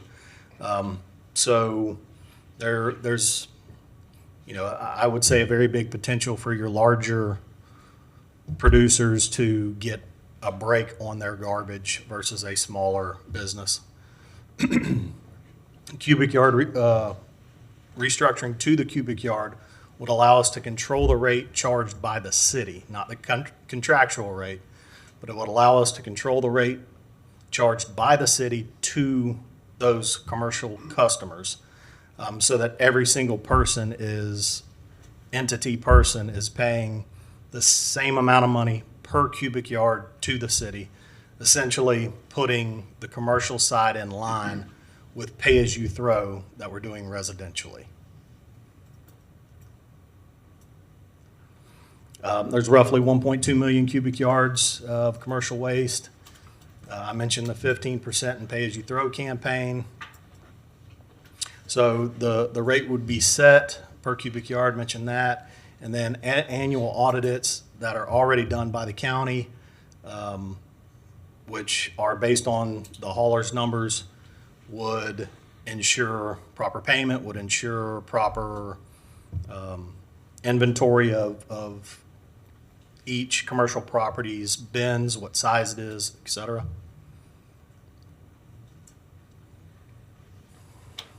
So there are some communities that do charge per cubic yard.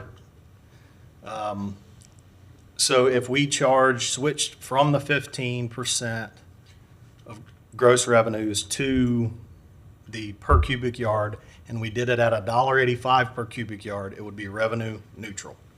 So we wouldn't make any more money. We're not going to lose money. And then I provide an example just below that. If you said, hey, I want to charge $1 more and charge $2.85 per cubic yard, it would produce, you know, almost $1.2 million annually in revenue. So your compactors would be assessed at a 2.5 times the cubic yard rate that was set, just simply because they hold approximately 3 times more of their compacted. And then all of your commercial carts would get a $10 a month flat fee. We only have about 475 of those within the city, a lot of them being in opt-out areas like Lamplighter and Whitney Mobile Home Park. So that's how the carts would be assessed. So on the left, you'll see this breaks down, starting with revenue neutral down to $3.15, and then what that would bring to the city if decided to go at something other than revenue neutral. Currently, we were able to find 3 areas that are doing this. Pensacola, they're charging $1.50, and then just 2 times that for compacted rates at $3. Davie, Florida, is charging $3.51 per cubic yard for non-compacted and $5.35 for compacted.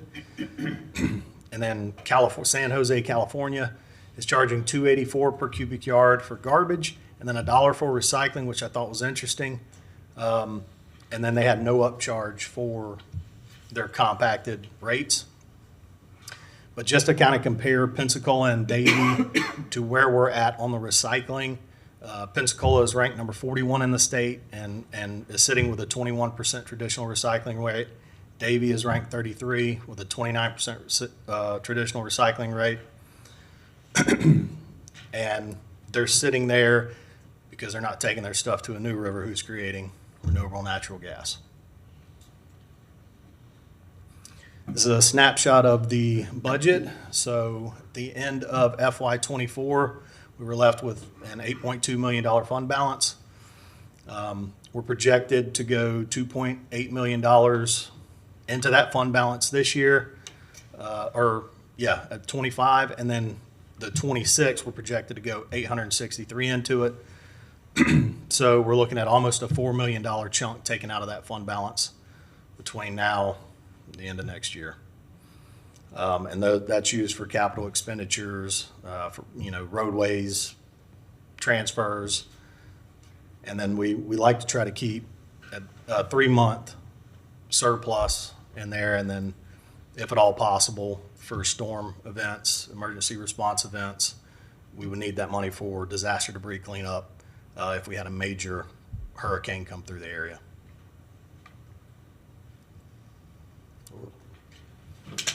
So staff recommendations on this one is to allow us to finalize the solid waste fund sufficiency study, which is currently underway with Stantec. So this is an alternative to the MOU. In case something happens, you never know. But this was already in place. We're moving through the process, and this would be a non-ad valorem option and kind of show us how this would look in that scenario. Finalize the solid waste ITN and get those back and awarded so that we see if our residential prices go up, down. We're not sure how those numbers are going to come in. We're requesting feedback from the haulers and you for the per cubic yard charge instead of the standard percentage franchise fee based on gross revenues. And then we're requesting that commission to provide feedback on restructuring of the franchise fee.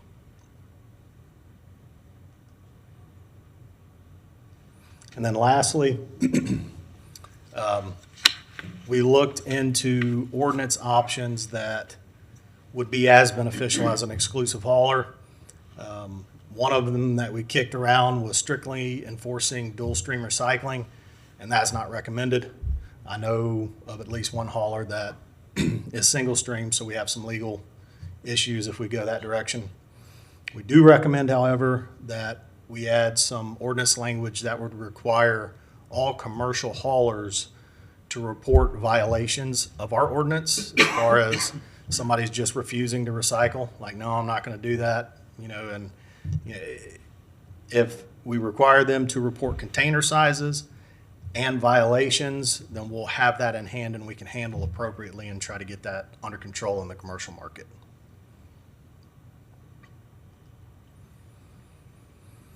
So this is something that I wanted to bring to your attention. We're seeing more of it. So with commercial and demolition haulers, we've got some language that we think it needs to be changed. We need an update. We're having some issues. We charge per tire now, and we've got some companies that are creeping into the market, smaller fly-by-night companies, and they're not permitting with the city. So they're not paying the city permitting. They're coming in doing C&D work, and then they're hauling that directly to Levita Brown and dumping it into the landfill instead of going to a C&D hauler where it can properly be separated, recyclables pulled out, trash thrown into the landfill, but recyclables pulled and reused. So we need to really look at this language and tweak it, and we need better tools because currently somebody comes into the market, let's say I started a business and I've got my dually and a trailer. I'm working in the city. We have to catch that individual 6 times, take them to court, charge them the $500 fine 6 times before it would require or meet the franchise fee payment. And so they're just taking the chance we're not going to catch them 6 times. And I'm going to be honest, we're not catching them. Let me pause you there. Commissioner Chestnut. Was that our language with the 6 times? So, no ma'am. That's just my calculations. Oh, okay. Yeah, but if they come in without a permit, they don't permit with the city, we would have to catch them and fine them 6 times before it would equal what they would have paid us to permit. Thank you. All right. Actually, hold on. Commissioner Eastman. Yeah, how big of the waste stream is construction and demolition? Like, is it a significant part of the overall waste stream? Is it? It's pretty significant. I don't have the numbers, but it is a pretty significant amount. Okay. Yeah, I mean, I would be excited to see this. My understanding is that it's like, I've seen numbers from 25, a quarter to a third of the overall waste for construction and demolition. And so, yeah, I mean, if we're having issues with people not taking that and properly recycling it, then that is a huge impact on the ability of our recycling and making sure that it gets, taken care of in an environmentally sustainable way. So yeah, I think this looks great. Thank you, Jake. And we have about a quarter of the waste stream coming out of the City Hall Plaza right now. I'm sure they are properly franchised company we're doing. Yeah. Commissioner Book. Commissioner I just Book. had a question, Mr. Mayor, on slide 29, Manager Lloyd. There are total solid waste fund there. Is that for all of the components that you've been talking about here? So that's your composting, food waste, your residential and commercial? Talking about this Does slide? this figure encompass all of those components? I don't think I fully understand the question. So can you restate that? You're talking about slide 28, Commissioner Book? Yeah, so, slide 28, I'm sorry. So when you look at our balance and you look at how much we're paying and the revenue and expense, is that including the components we've talked about, for example, in section 1, the solid waste and cost related to composting, the residential side of the equation, which we were talking about, now we're on the commercial side. Are these figures encompassing all of those? No, sir. These figures are actual budgets that don't include the numbers presented for the food waste side of things. Okay, so if we, and I know we'll be talking about that in more depth. I was just trying to understand this slide. So if we were to add that, that would be additional costs on top of the expenses that we have. We would have to add that in on the expense side on this slide. Correct. We would either have to pull it out of fund balance or we would have to increase prices in order to afford it.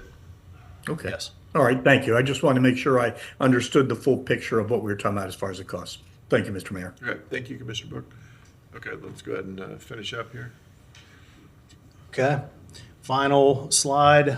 So ordinance requires anybody who dispenses drugs, so Walgreens, CVS, to have a publicly accessible kiosk to drop off prescription drugs so that they can properly be disposed of. We've had one Publix is asked, is there another option? So we are asking you if you would be interested in providing another disposal method for the customers to dispose of their prescription medications, whether that be a pre-postage bag that they can just go to the pharmacy and get. They can put it in there and mail it off themselves. They're not allowed to give it back to the pharmacist, so we just have to keep that in mind by state and federal statute. They have to haul that back, or it has to be in a centralized location where it can't be redistributed by other individuals. So we were requesting feedback on that, on whether or not to change the ordinance to allow for the other type of proposed disposal methods. So finally, staff recommendations. Direct the city manager to, one, sunset the curbside food waste collection pilot effective December 31st, 2025. Two, research and return with options to address staff concerns related to C&D haulers. And then on to the next one, direct the city attorney to work with the city manager to advertise ordinances to eliminate multifamily food waste collection requirements, eliminate front-of-house food waste collection requirements, permit pharmacies to have options other than containers for drug collection, add mandatory reporting requirements for violations for haulers, and require haulers to provide collection container types and sizes. And then lastly, the General Policy Committee hear feedback from haulers in attendance regarding the franchise fee restructuring, and then provide feedback or direction to staff regarding franchise fee restructuring. Very good, thank you. That's a marathon presentation. I appreciate you getting through it. All right, we'll, before we get into discussion or any motion, let's hear from the public. Madam Clerk. Yes, Mr. Mayor, we have Kevin Smith. Welcome, Mr. Smith. Good afternoon, everyone. How are you? Good. A part of my, me speaking today is as far as feedback regarding the franchise fee restructuring. Our stance at GFL, we are open to that change. Though my two requests that I do have is just the reporting matrix from the commercial haulers of that data. I feel that it's more than fair that some of the requirements that should be written as an actual customer list. Currently, right now, how we do pay our franchise fees is off of base revenue. But when we do our reporting procedures, when we send it into the city, it comes with a customer list of what the charges are per customer, right? To be able, for auditing purposes, that, at some point in time, you guys may do as you wish with. So my request is that even to a per yardage possible scenario, that those types of details are written within the franchise fee as far as the reporting procedures would be our ask. Secondly, one of the other things that I did want to address and bring up is currently us as haulers, to Mr. Lloyd's point of us having to apply for an actual permit in order to haul, there's one entity of individuals which are brokers that do not have to do that. So there may be a possibility there to open up a further discussion as far as how you guys, how the city could take advantage and leverage that situation when it comes to individuals in somewhere in San Francisco or New York brokering services here in the city of Gainesville. Okay. Thank you. We have Bill Brinkley. Welcome, Mr. Brinkley. I'll just set a record for sitting today. Mr. Mayor, Commission, staff, thank you for having me here. My name is Bill Brinkley, General Manager of Public Services. A lot of what Kevin just said, I agree with. We don't have an issue with franchise fee change, and we do the same thing up in Escambia. We provide a service up there. It's not hard to track, and at the end of the day, if someone wants to reduce their container size from an 8-yard down to a 6-yard because they want to add more recycling, that incentivizes them to recycle. So I'll keep it short and sweet, but that's all I have, and really don't have a problem. Great, thank you. Levin Gaston. Welcome, Mr. Gaston. Hi, I'm Levin Gaston with Gaston Tree Service, Gaston Mulch and Soil, and Gaston Tree Debris Recycling. And most of you guys know we started in 1971 as tree service contractors. I was a junior in high school, and all of a sudden we had trucks full of debris we didn't know what to do with. What you find is when you've got the debris and there are trucks and debris in your trucks, you don't know what to do with it, you're out of business. And in 1986, they passed the George Kirkpatrick recycling bill that made everything we were doing with that material illegal. And so we started Wood Resource Recovery with the help of the City of Gainesville and Alachua County. One of the things that we have learned over the years, oh, by the way, I also serve on the board of directors of Florida Recycle Today and the Florida Compost Council, which is a chapter of the U.S. Composting Council. And I began to compost in the early 2000s, really, somebody from the University of Florida that came over and said, all of your stuff over here at Wood Resource Recovery, on the side you don't know what to do with is really fertilizer. And so University of Florida began to use it, or people began to use it for restoring landscapes, and then beginning to do landscapes and that sort of thing. And a few years later decided I needed to learn how to compost on purpose. But I never could figure any of it out. Well, in 2021, what I learned through Dr. Ingham's study, she's got 40 years of research demonstrating that if we test for bacteria, fungus, and protozoa instead of NPK and pH, we have a dramatic increase in production and flavor and health of everything that is grown, and that includes the animals, and the people that eat it. Florida's about 20 years behind the rest of the country in its composting, but we are beginning to catch up. One of the things the state passed HB 211 last year that amends the Agricultural Lands Practices Act that allows everything that we do, that becomes a normal farming operation, which means now that we have a whole lot more property we're doing. We're currently managing a little less than 1 million tons a year of the urban forest around the state, and much of it is going to recycle our soils. For every 1% of organic matter we get in the soil, we had 25,000 gallons of acre of water holding capacity. Now, how much of that you no longer need irrigation? The numbers that we looked up, and of course I don't understand the curbside recycling side. I don't understand those numbers at all. But we've never gotten anywhere near a fraction of 2% of contamination in our food waste recycling. We've only recently begun. We're recycling the food waste now for the University of Florida, and with O-Town Compost, they've got some multifamily units. And it's going very well. We've just completed our first real good batch of it, and it's beautiful stuff. I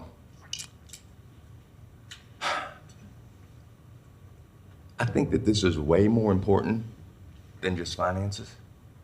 This really is about what are we going to do with our soils? I mean, people are talking about climate. Well, as long as we're putting herbicide, pesticide, fungicide in our soils, we're going to have a bigger and bigger problem with our health. And 40 years of research on 6 counties, on 6 continents, demonstrating that if we do this right, we fix our agriculture, we fix our water problems. Oh, did I say it costs a whole lot less to grow? So we increase the profits for the farmers. I mean, it fixes everything. Might just get a wrap We up. got to do it right. Yes, thank you. Thank you very much. Thank you, I appreciate you. Commissioner Engel. We went too far off. Mr. Gaston, you want to come back? Okay. Mr. Yep. Gaston, yeah. I was curious on the food collection.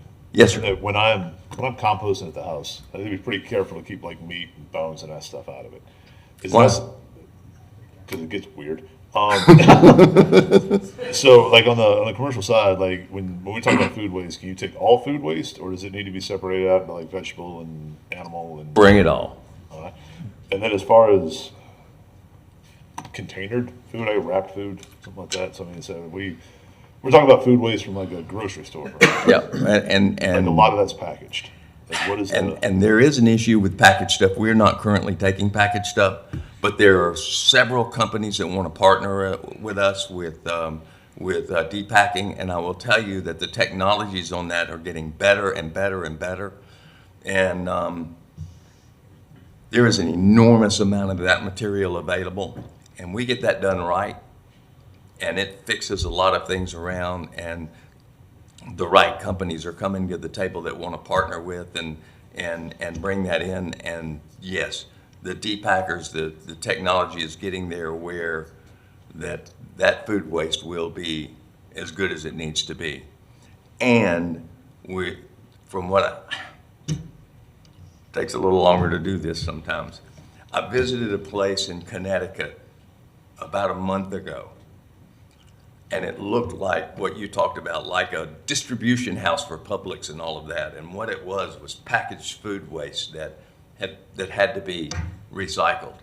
And I walked through that place while they were going through the depacking, while it was going on there. There was no flies, there were no odors, there were no anything, and it was in a building. I was stunned. If you do this right, it can be done right. Thank you.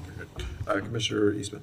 Yeah, thank you, Mr. Gadsden. I've been meaning to come and check out your property one of these days, and I have not had a chance to do it yet. But I was curious. We brought up tipping fees from before, and that was a huge discrepancy between the multifamily and the single-family. I mean, do you what is the general tipping fees that you guys charge over there? I think right now we're charging about $50 a ton. Okay.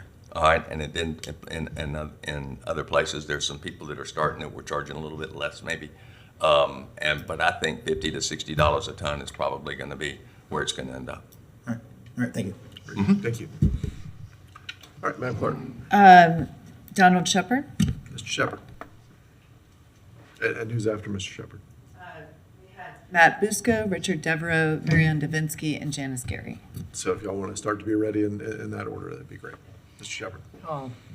And the people represented by just learned a great deal of what is happening with that tree company that I didn't know. I'd like the opportunity to go out and see that property too, because as a representative, this is one of the revenues that we have that we need to be in touch with that affect our businesses.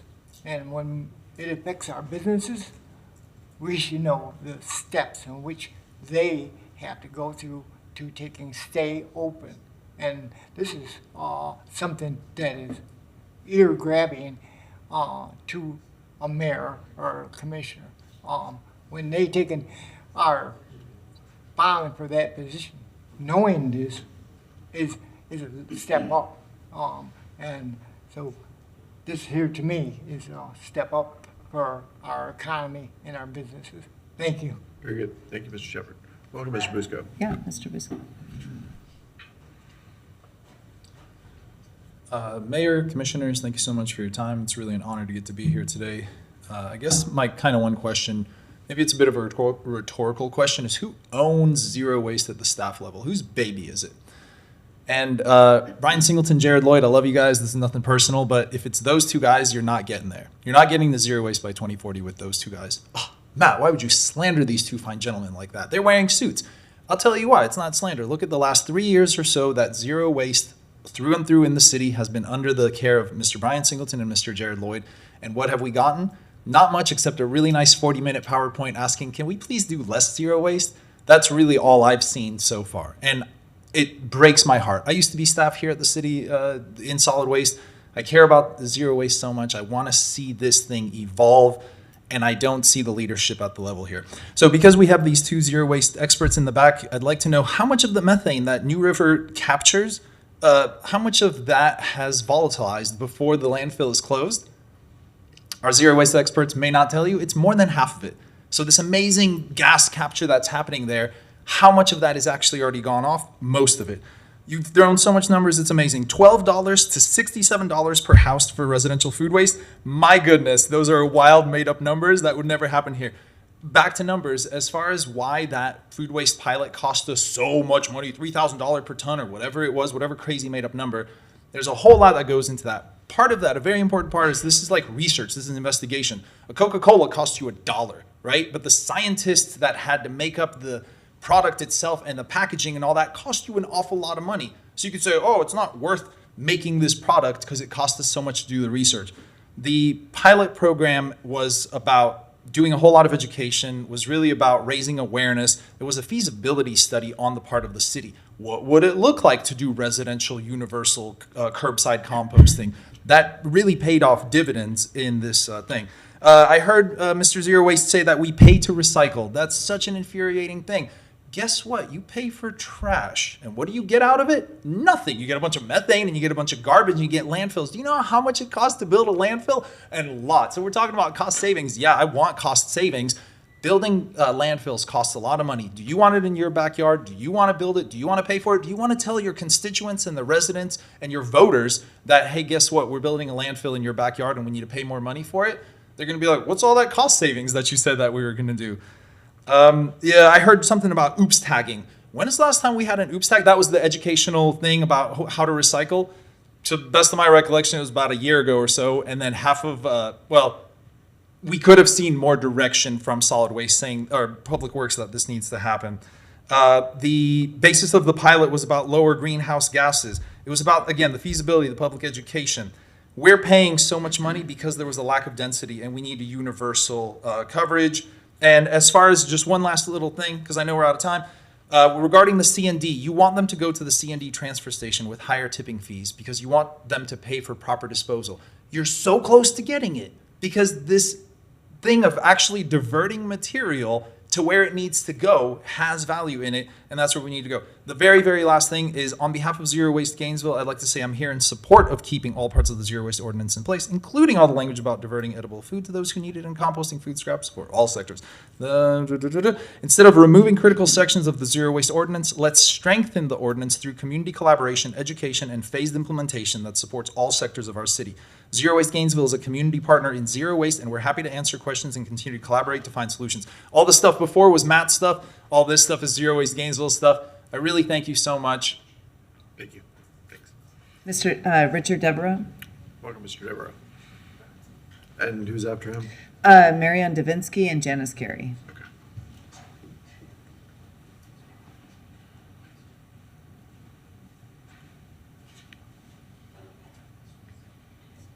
Good afternoon, Mr. Mayor. This is going to be rapid fire. Mr. Lloyd had 15 minutes to talk about food waste, and I've only got 3. I'm Richard Devereaux, Gainesville General Manager of O-Town Compost. We respectfully request this commission, 1, enforce the food waste ordinance requirements for commercial establishments. 2, enforce the food waste ordinance requirement for commercially collected residential properties.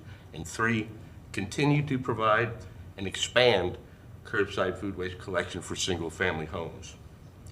In its 2024 Solid Waste Management Report, the Florida Department of Environmental Protection showed Alachua County to recycle only 3% of the food waste collected. These are our estimated costs for food scrap collection and composting. For multifamily properties, $2.03 per door per month. That's based on an average of 193 units per multifamily property. For food service establishments, less than $250 per month, based on the average of 160 seats in a restaurant, 3 collection bins provided, and us collecting them 2 times per week. For single-family homes, our modeling for the city of Gainesville, $7.50 to $13 per home per month, depending on the total number of homes participating.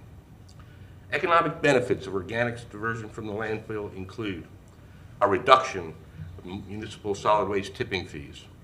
At $65 a ton, 13,226 tons of food waste going to the landfill is $860,000 of tipping fees.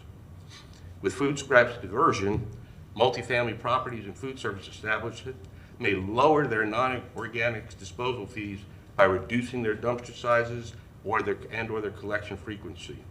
And for single-family homes, they can better take advantage of pay-as-you-throw by lowering the cost with smaller non-organics collection bins. Environmental benefits of organic diversion from the landfill include A, a reduction of harmful greenhouse gases which contribute to climate change and global warming, and B, using food scraps, once considered to be just garbage, for the manufacture of nutrient-rich compost to improve soil health, moisture retention, and productivity. The 2021 Alachua County and City of Gainesville Zero Waste Strategy Report placed significant emphasis on organic material recovery and composting. The forthcoming climate action plan includes, quote, increased resident and commercial opportunities and accessibility for composting. In summary, this November 2nd, we will turn the hands back on the clock for daylight savings time. But now is not the time for us to turn back the hands of the Gainesville Zero Waste Initiative and Food Waste Collection Ordinance, originally passed in June of 2022. Thank you. Thank you. Janice Gary. I'm sorry. Mayor Von Davinsky. Apologies. Welcome. Okay, I'm Mary Van Defensky, and I'm a member of the executive committee of the local Sierra Club. As you have probably received it in an email, the letter from David Vena, who is our chair at the moment. The letter was dated October 17, and he was urging you not to scale down the zero waste ordinance, and on the opposite, to increase the measures that you could do to increase this ordinance.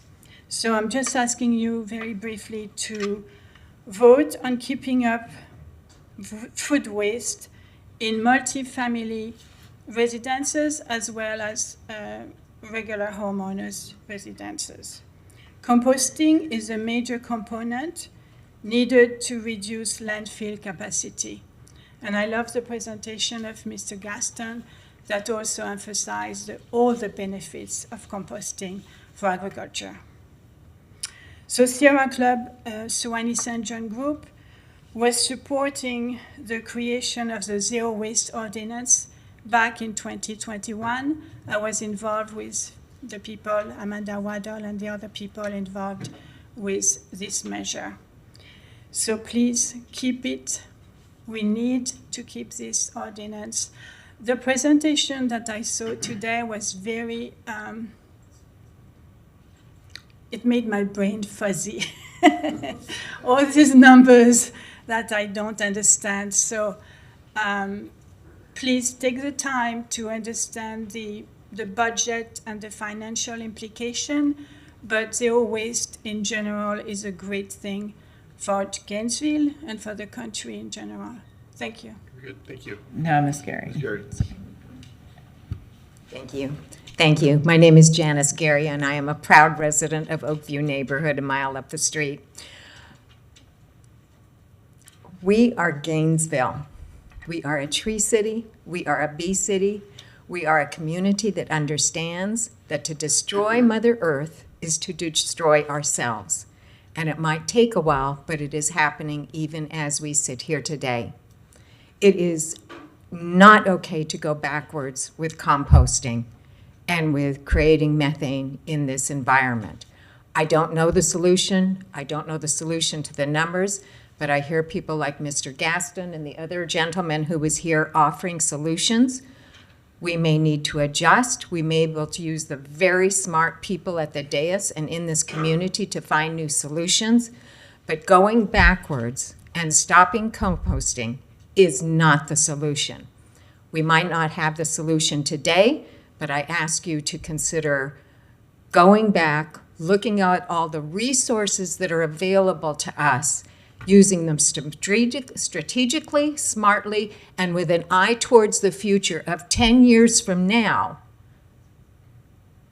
When we look at climate change, when we look at the soup that we are creating of our own environment, did we make the correct decision on composting in Gainesville? Thank you very much. Thank you, Ms. Garrett. Mayor, we had two more people sign up. We have Ahan Thatcher. The last name wasn't exactly clear. Okay, sorry. Hi all, good afternoon. Everyone's already come up here and given enough statistics and given enough definitions and given enough analogies, but all I want to come in here and say is we can only do what genuinely is in our control. And when it comes to broader scale things, whether it's of the economic nature or environmental nature, things seem daunting, and then we're like, what's the point? We can't really do much about those factors in our control. But composting is one of those small factors that is in our control that ends up paying like yield dividends, right? And I understand that economically things are just rough in general across the nation right now. All these cities are making different cuts of costs to try to keep other things functionally up and running. But all I'm asking is that this is something that we should keep up and running, even if we're not sure how to subsidize it. But that's something that we could do in the future, because I'm a student here at UF, and I promise you, I can find you a bunch of people who'd be willing to take the time to figure out how to come up with resources and come up with a bunch of different strategies and figure out how to do things on a communal level. Because again, like I just said, it's the only things that we do have in our control. So people have already said repeatedly that we do have the resources and we can look back and figure something out. And I just wanted to come here and tell you that you do have the support to figure something out if you choose to do so. Thank you. That's all. Thank you. Jenny Gavilanes Sloan.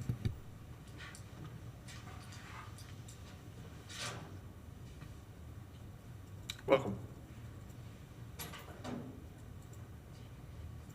Thank you for having me here. I think this is the second time in a while that I've been here. I am not 100% prepared what to say. I was a little late, sorry. I didn't know exactly when to be present for this actual item.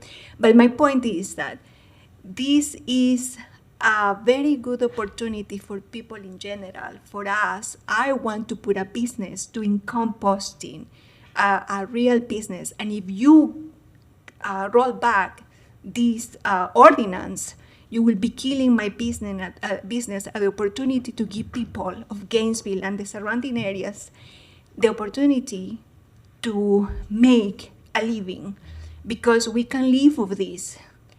The trash, these compost, these food scraps will go and become a gold. You know, it's priceless. It's oro en polvo. That's how we call it in our country. So please, we need 1.5 centimeters of compost in our lands to make them fertile.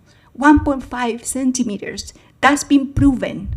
So please help us to make our area, our agricultural, better. And the famous, better again. I don't know if we can make it better again, but we can make it better.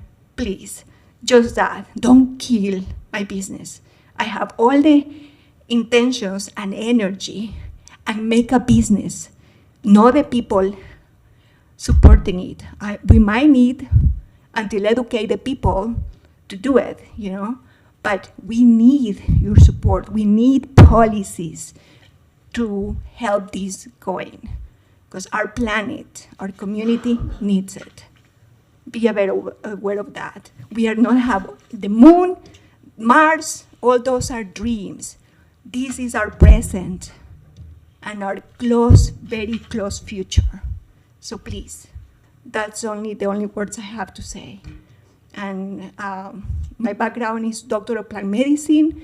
I have several degrees. I am agronomist. I have people backing me up from other places. So we want to make this happen and make, hopefully, a profit out of this. Sustainable, but we do need policies. We do need people. We need a community, all of you, to believe in this, for this to happen. Please. Please. Thank you. Thank you. Last speaker, Mr. Mayor. Okay, thank you. Thanks, everyone, for all the input on this. I assume that we'll have some discussion up here at some point. Somebody might push a button, but maybe not. I don't know. Commissioner Eastman. Yeah, thank you. So okay, man, because this is a very in-depth series of information.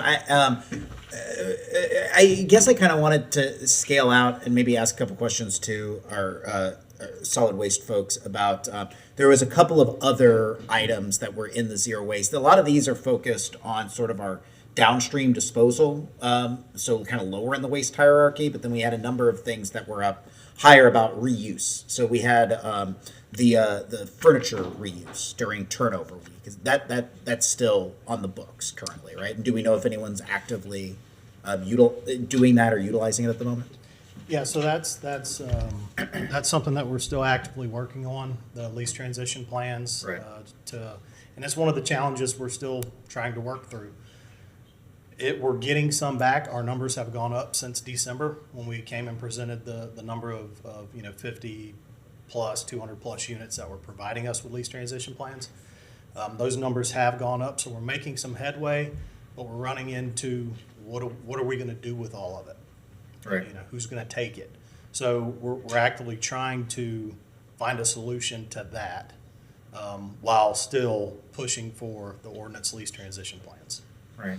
And then there's also I think all this was sort of wrapped up as it relates to the large scale food producers, right? But they also had to, there was a hierarchy of use, like there was that you would divert food above a certain amount. And then the composting, I think you guys asked to eliminate, front of house waste collection requirements. Is that an ask for us to eliminate that entire hierarchy of food diversion, or just the composting requirement, or? So yeah, just the front of house of, restaurants and businesses that produce more than 1 cubic yard a week. So we still want to keep the backside, because that's where you're going to get the most beneficial collection of food waste that's not contaminated by customers who may not fully understand, or just frankly don't care and are throwing garbage into the food waste container, and then it eventually, unless somebody's willing to go through and pick it all apart, it's going to go into the garbage. So all we're asking is that the front of house be taken off, but the back of the house still remains, so that we can collect from the kitchen, as that will be clean food scraps. Okay. Yeah, I've spoken with restaurants, I've spoken with O-Town Composting, and I've spoken with other folks that are in that do seem to think that that's ambitious, to think that people that are drinking and eating will adequately sort their food scraps from their other material. I mean, you have to have a very, very low contamination rate for composting to make it effective. So that seems like the least controversial of the things that are in there. The one thing that I do want to, I mean, it seems like the two parts that we really need to sort through is, one, what are we going to do with the residential composting, the single-family residential composting that is currently in our invitation to bid, correct, or RFP, or I don't know what we're. Correct. So our invitation to negotiate provides an optional food waste proposal. So anybody who wants to propose on it, they can propose on the whole package, garbage, trash, bulk items to include food waste. They can just bid on food waste for the 28,000 homes and submit that, and we will accept it. So yes, we are looking into the future to see if is it feasible. Maybe somebody can come in, one of our larger haulers or anybody, and come up with a very creative and more cost-effective way to do this. Right, because that's what I've seen. Like Minneapolis has a where they have yard scraps and food waste, and there's an opt-in model. Have we spoken with the GFL or any of the large haulers? You guys had some numbers up there that were probably the most eye-catching of numbers. But have we spoken to some of the haulers, if they could? I realize that now we're doing an invitation to negotiate, so it's we're in a cone of silence. So asking Mr. Smith back there might not be the thing that we could do. I'm not doing it, Brian. I see you in the back. I'm not asking any questions to anyone here. But have we had any conversations prior to this, or just what the folks that are in this industry every single day that were? I understand that many folks were looking at that composting as a potential business model. Like, did you use your numbers that you put forward through conversations with them, or have we had any conversations with them about it? Yes, we have had in the past conversations with them. Those numbers have come from conversations with haulers. Okay. Yes, those were not just made up numbers. Okay. So $12 per house, because that seemed high even on the low end for some of the other, depending on how we structure it, whether it's structured pairing up with the yard waste, put it within its own, but. Sure. Yeah, and that number is cheaper than we're charged for a regular cart pickup residentially. Right. Okay, and then all right. I probably have some more questions down, but yeah, it seems to me that the question of what we're going to do with the composting on the for the single family and for the multifamily is really what seems like that's where you get the most bang for your buck in terms of that's a lot of composting and a lot of food waste that goes out there, and how we're going to move forward with them. So I'll hear from my other commissioners, but I have some ideas on how we can do that. Thank you, Mr. Mayor. Thank you, Commissioner Eastman. Commissioner Book. Thank you, Mr. Mayor. Yeah, a couple of comments and a couple of questions. I think probably from our standpoint, sitting up at the dais, there's been no lack of input here. We've all had tremendous amount of emails. We've met with some of the experts that have been speaking today, talked to some of the haulers and our own staff. So the good thing is we're going to be making some very informed decisions, even though, as Commissioner Eastman said, there's a couple of sticking points that there'll probably be no unanimity, amongst the community, but we have to make some decisions. So in hearing all that and considering all that and learning some of the complexities, the recommendation 3, there's really 3 parts here. And 3 was just get feedback to Manager Lloyd and the COO, and it was hear feedback from haulers regarding commercial franchise fee restructuring, provide feedback. My feedback is yes, let's restructure.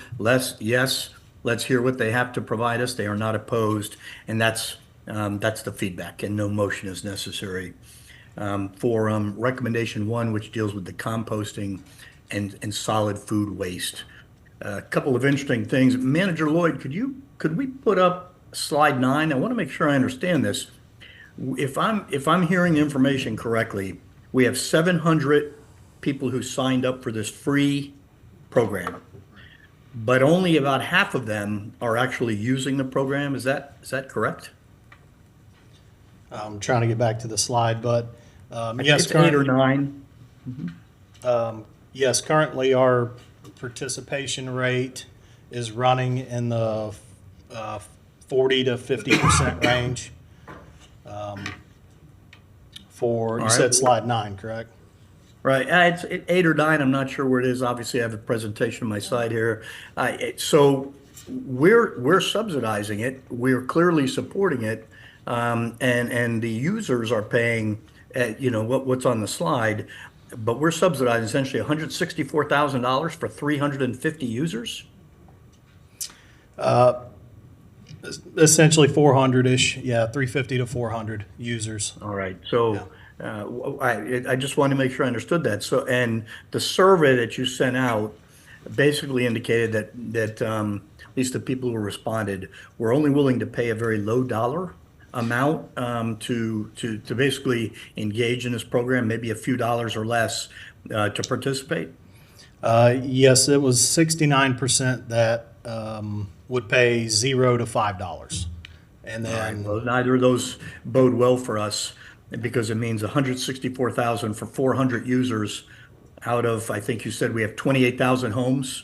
That's about $200 a user that the city's paying right now. I support the food waste and the composting, but the city can't be paying $200 plus a user annually to have somebody put out the scraps at that very low participation rate. That doesn't support our goals, and that doesn't get us there, and it practically takes a tremendous amount of money away from other efforts towards the sustainability. So I just want to make sure I understood that one. So this is a slide that kind of breaks down the survey when we put it out June of this year. So out of the 683 residents that were participating out of the time, only 359 responded, which is 53% response rate. As I said, 69% desired $0 to $5 price per month, and that is broken down below by participant response.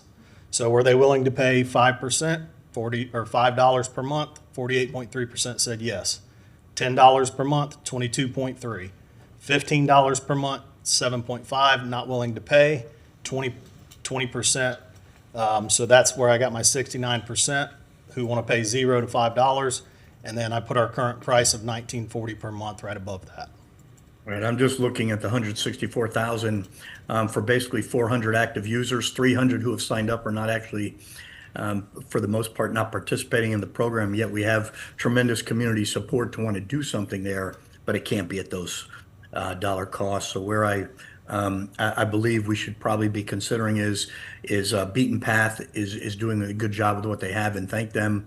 We now have some other vendors also who are willing to enter that market, and if we want to pursue to see what we can do out there and do it at a more practical cost and still be sustainable and pursue our goals, I would probably lean towards something like sunset what we have on December 31st, but immediately put together a program for an invitation to negotiate or a request for proposal, whatever you all think as staff, so that we can see what our solid waste and composting vendors might be able to put that it certainly reduces that tremendous cost for a very small amount of users. That doesn't benefit. That doesn't even get us to our goals in its current. So that's where I think I land on recommendation 1. And like Commissioner Eastman, probably under the recommendation 2, the biggest issue deals with some of the aspects of the multifamily and what we do there. And so I'm happy to hear from my colleagues and what their thoughts might be. Thank you, Mr. Mayor. Thank you, Commissioner Book. Commissioner Chestnut. Thank you. Thank you, Mr. Mayor. It seems to me, invitation to negotiate or to come back with a recommendation, but I don't think we can afford to, we cannot continue in this method. 2, I would support the, I'm looking at your recommendations. The research and return with options to address staff concerns related to C&D haulers. And I think what Mr. Smith brought up was to add brokers. I guess that's where we would add, looking at brokers on that one. So yes, the brokers have been on our radar. There's a lot of them. They broker deals between haulers and commercial businesses. So we can surely look into that and bring that language forward. Thank you. And then I support permitting pharmacies to have options other than containers for drug collection. I cannot remember seeing a container for drug collection at any pharmacy in Gainesville. Yeah, I'll start looking for them. I'll start looking. I just haven't seen them. But I would like for them to have as many options as possible for the collection. So, and I would support the rest of your recommendations as well. Thank you. All right, thank you, Commissioner Chestnut. Commissioner Willetts. Thank you, Mr. Mayor. Real quick, Mr. Lloyd.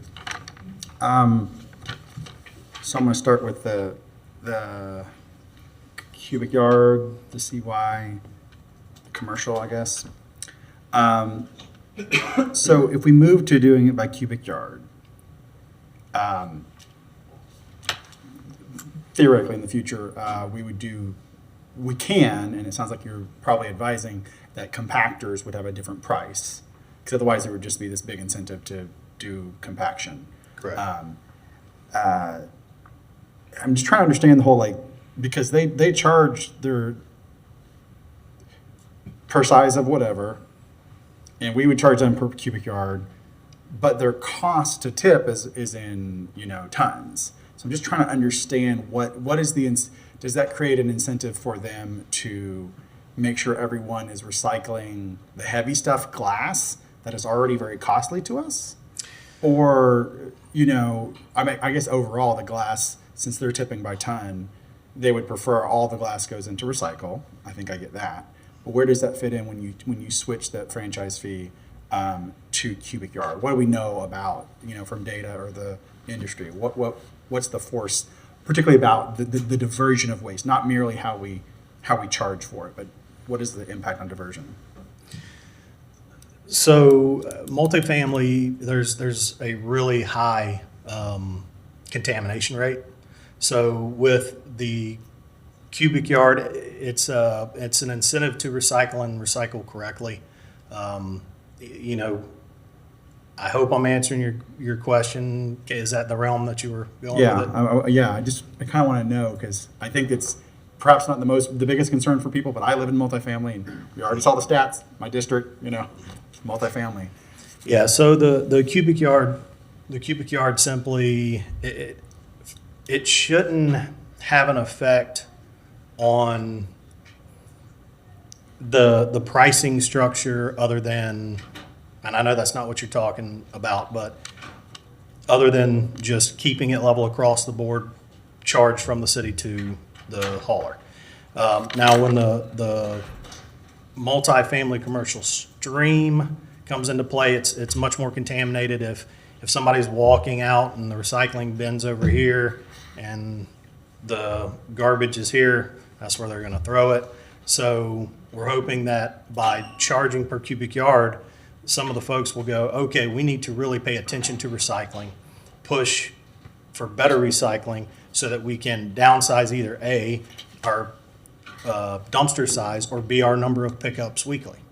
So by doing this, I think we will incentivize that in that multifamily community. Okay, thank you. That's all I got for you right now. Some thoughts. So I like the idea of potentially getting rid of the front of house mandate, not because I don't want people to participate, but the real bang for the buck is in the back of house, which makes a lot of sense. And if it's that we need to fully enforce this and get everybody, all those commercial establishments really doing the back of house, and that in the future, if it's that this is going so well and everyone understands what's going on, and then that front of house, I understand the value to potentially educate when it's front of house, but I think our businesses need to perfect one part of it. So I like the idea of keeping the back of house. I'm fine with permitting pharmacies other options. Most of recommend, and then points on recommendation 2.4, adding mandatory reporting. I like that. I still don't quite understand 5, require haulers to provide collection container and type sizes as opposed to what we currently have. So I will need a little more on that in a minute. And the C and D, I think that makes sense about coming back with some options about how we do that. It kind of the example I use is if a parking pass at UF costs $100, but a ticket's only $10, students will literally play around with that until they hit that equilibrium. So if it's that the fine needs to be larger to push people towards getting their permit or whatever, and then I support that. When it comes to curbside waste, it is expensive per door. If it's a pilot, did we actually, over these 4 or 5 years, did we actually partner with any researchers at UF or other institutions to help follow this data? Did we collect, or did someone else, latch on and collect data that is usable in research? So we're currently speaking with UF through a contractor in comparison of the food waste residential program and New River, so that we will have numbers that are clear and concise on which one actually is better. But from the conversations I've had, it's leaning New River. Okay, thank you for that, Mr. Lloyd. I'm glad we were able to do that and get some real data out of it. 5 years is a pretty long study. I feel like if we were just going for pure volume of food waste composted and methane eliminated or prevented, we would figure out how to do this for multifamily. We see that the dollar amounts, we could do multifamily doors, some of the numbers we've seen, rather than 700, we could do 7,000. And as long as I forget how many pounds per food the single family, but I assume the multifamily apartments wouldn't be doing as much food waste, but it wouldn't take much per door, and we would be doing more. And so if we get rid of the pilot on single family, I don't know, why don't we do that same pilot on multifamily? Maybe it's not as needed because multifamily is a little more of a proven concept, as O-Town is proving. They're out there collecting at multifamily. The ideas that come to my mind, then why don't we subsidize the multifamily? The O-Towns that are already here, whatever it is, $1 per door or whatever, rather than spend that same. We've given those 700 people a great opportunity to learn, to get used to it. We've learned some, Beaten Path has learned. Hopefully real hard researchers can spread that information. But, as evidenced by the survey, most people are not willing to pay what it truly costs, which I understand. It's like paid parking. Once you've had it for free, nothing is acceptable after that. No dollar amount. But I think that it's not fair for us to continue that subsidy if we've already learned what we need to learn and there are other opportunities. But what I don't want, and I don't know where the rest of the commission is, but I don't want the compromise to be, let's do all of this, but let's keep multifamily food waste requirements, because that does push, even if we think it's on the cheaper side, it pushes cost onto apartment dwellers, and particularly renters, particularly poor people, young people, people of color. That's what we know about people who live in apartments, multifamily. So don't think it is the cheapest way probably to get food diverted, but I don't know if it's the equitable way to get food waste diverted. So I just want to throw that out there in all of this, and keep on hearing from my colleagues. Thank you. Thank you, Commissioner Willetts. Commissioner Engel. Well, as everybody has already said, there's a long list of staff recommendations on here. I would say that I think the biggest one at the top is the curbside food waste collection. I think we really need to do like a strong either RFP or ask for negotiating, because I don't think we have any concept of what it costs right now. Like the numbers I saw on there were somewhere between, I don't know, 12 and $60 a door or something, which are just widely diversion. And then I believe the gentleman from O-Town Compost said something like $7. So I would really like to see some hard numbers on what those are, because I do think that the way we're doing it right now is not necessarily sustainable, but that doesn't mean there's not sustainable ways to do it. So getting some ideas on how we can effectively do those now that we've got some more players in town, now there's a real market for this stuff, now that some of those bugs have been worked out, I think that we need a strong RFP on that. I don't know how long that process typically takes. I'd be a little hesitant to sunset this on December if we were going to have some answers on RFP shortly after and could have some actual like turnover into that instead of just stopping a program and then like starting one up a little bit later. I did have a question on the 300 to 400 users that typically participate. Do we know like in a given week 300 or 400 people participate? Is it typically the same 300 or 400 people, or does that rotate a lot? Like for instance, I don't use, because I'm kind of lazy, the yard waste option for my garbage pickup every week. And stuff tends to pile up for a little while, and then I do a whole lot of stuff, and then I use the heck out of my yard waste. So I mean, they come around and they pick up for a while in front of the Engel household. So looking at it, you would say like I didn't participate 3 weeks out of the month, but the week I did, I participated real good. So are we seeing similar dynamics with the food waste, or is that something we even track? So we are seeing some customers that participate on a biweekly basis, but for the most part, we're looking at food waste. You're not keeping that in your house for 3 weeks. No, I don't come up with like a 5-gallon bucket of it every week. Right. Yeah. A lot of what we're seeing is the comments, especially during the survey.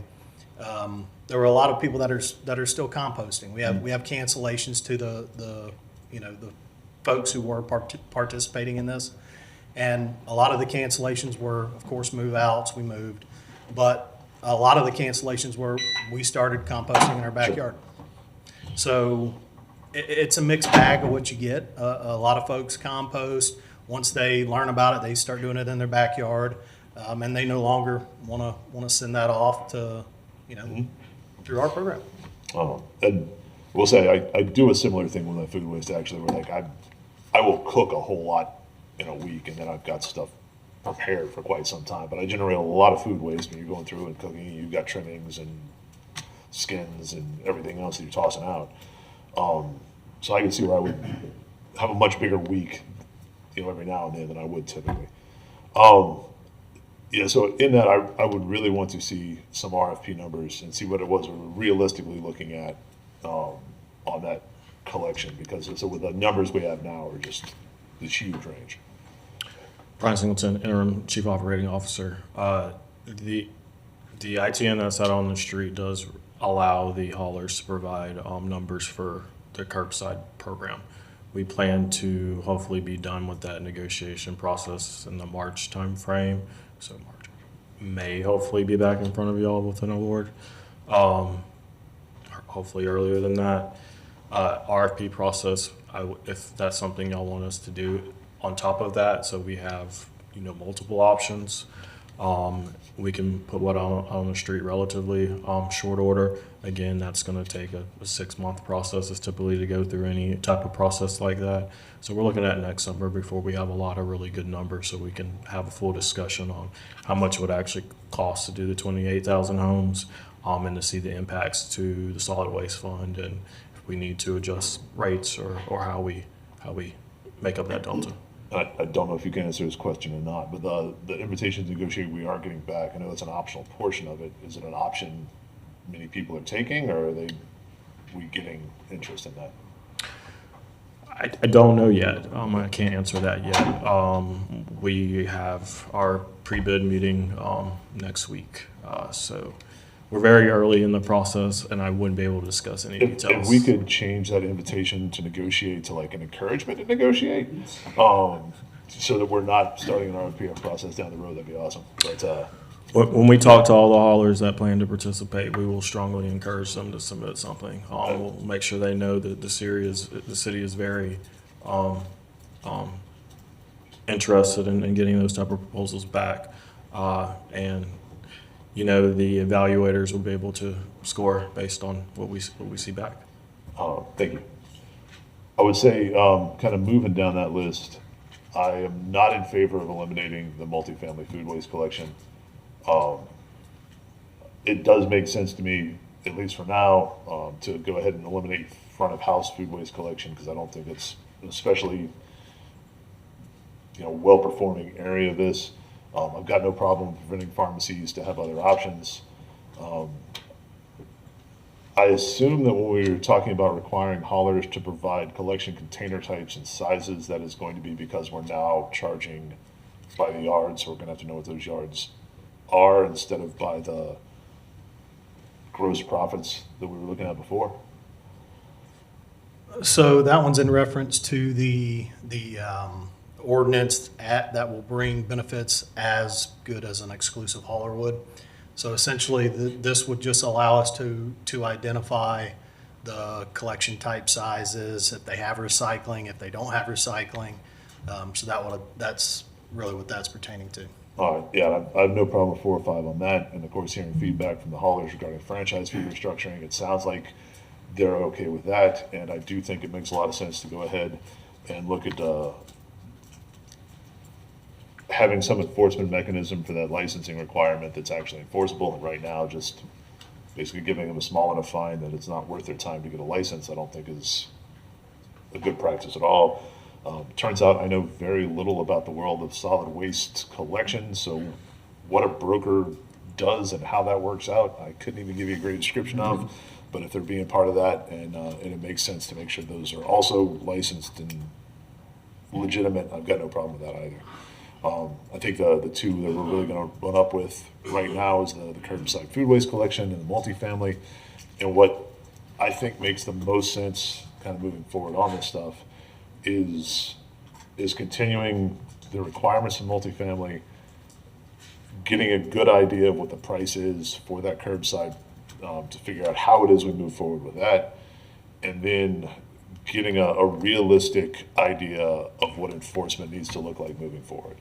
As I said, from several of the waste people I've talked to, the larger grocery stores and all that aren't even necessarily all participating.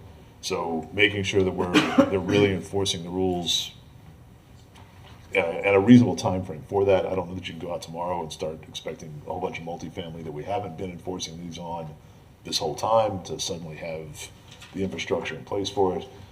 Similar to the grocery stores and the large food producers, hospitals, schools, whatever, that produce a lot of food scraps.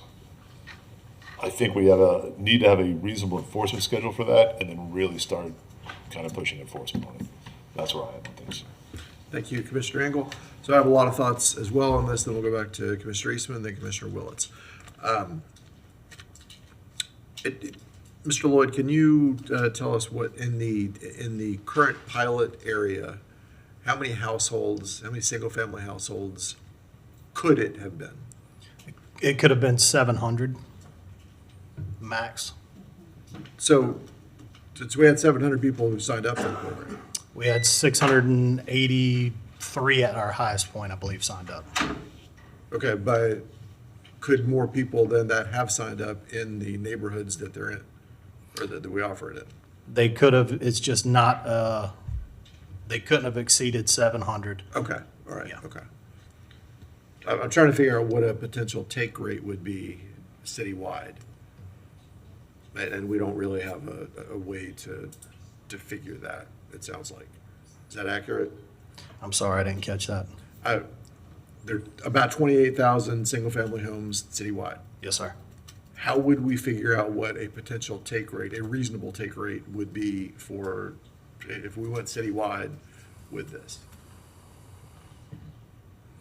I mean, if you look at recycling, just our standard recycling program, you know, it's sitting in the 35 to 40% participation rate. And we've been doing that for 30 years. Right. So I would be guessing if I said it was any lower than that. But if we moved forward with the food waste collection for the 28,000 homes, I can assume that it's going to be no more than the recycling participation. Okay. All right. As Commissioner Engel pointed out, the only real question we have before us, I think, is regarding 1.1 and 2.1. I am in favor of keeping the multifamily food waste collection requirements. It's hard for me to figure out how we support paying for, 400-ish families composting fee. And to stretch that out over the full city would be, let's say it's only $1 million. That's still $1 million that we don't know where we would pay for it, and I'll tell you how we would pay for it. We would tack that on to the solid waste fee in a time where increasing fees is really, not where we want to be, if at all possible. We're trying to keep the world more affordable, not less affordable. And I have a hard time figuring out how we could make that work without adding on a fee, additional fees to solid waste collection. I mean, that's the reality of it. We simply don't have a big bucket of money that we can pay for it from. To continue it with the maximum of 700 people, which is actually more like 400 some, it's a great benefit for those 400 and some people, but we're all paying for it. Everybody's paying for that benefit for a very small number of people. That's not equitable. It doesn't make sense to do that.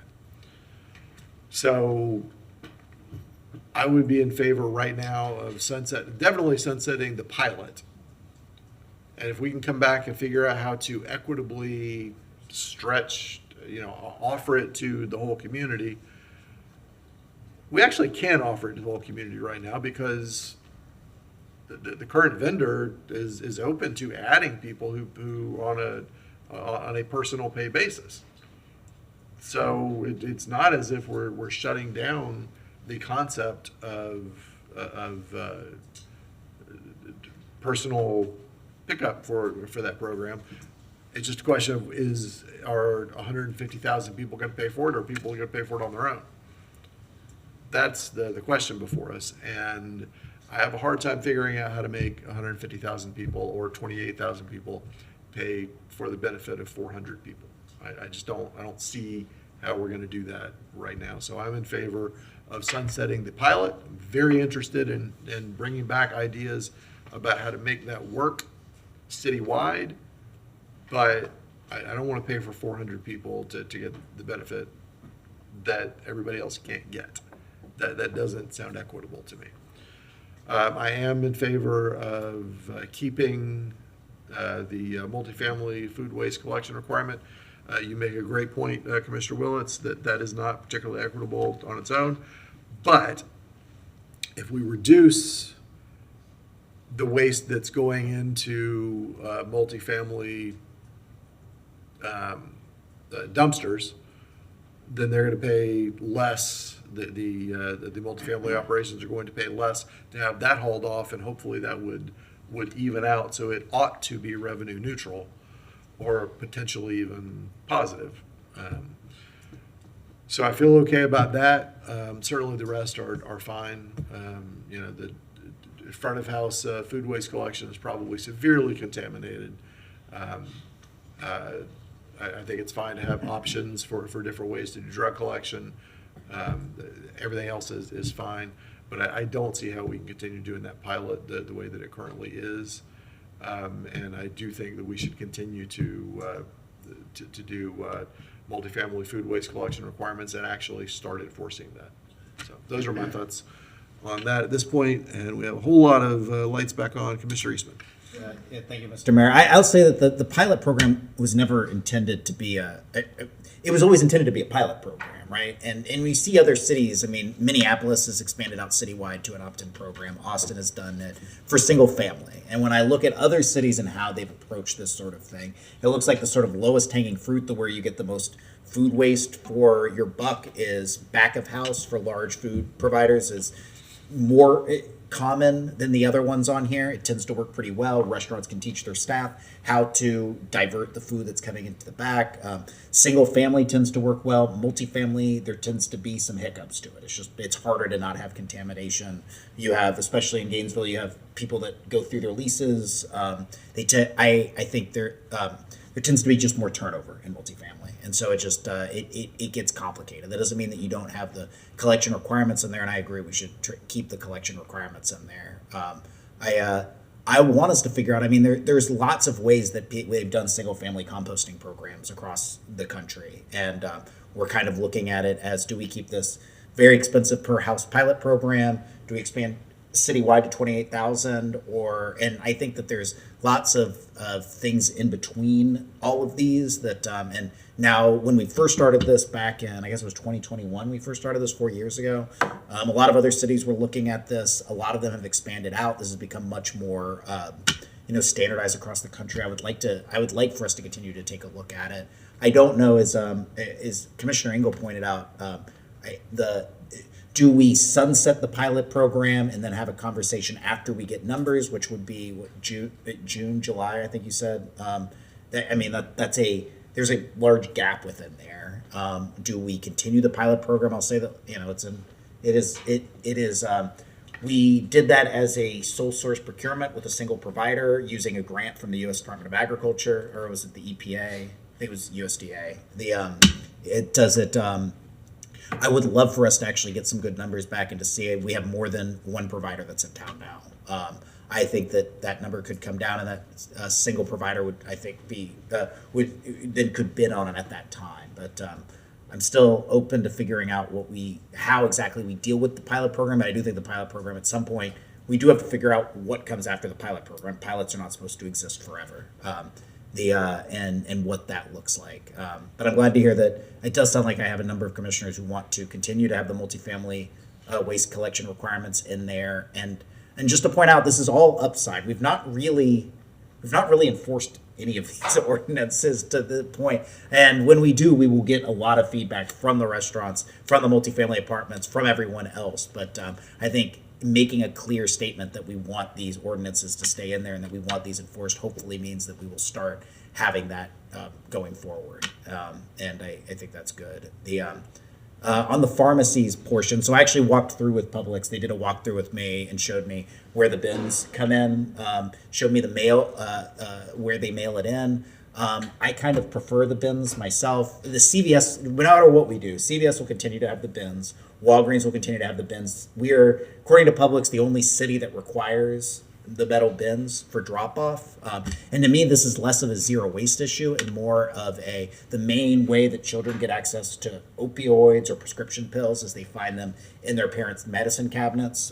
Having a place where folks can come in, drop off, or have an easy way to dispose of those so they're not just sitting around in their medicine cabinets is, to me, the big thing that you get out of that. And I tried to read some various research on it. It does seem like people like the drop-off points. Some people also, but the mail is a newer thing that folks are doing that seem to work well. So I have mixed feelings about the drop-off points versus the mail, but I could live with giving more flexibility. I see why Publix is interested in doing that, and I think we'll still have plenty of drop-off points within the city of Gainesville. And a question for staff: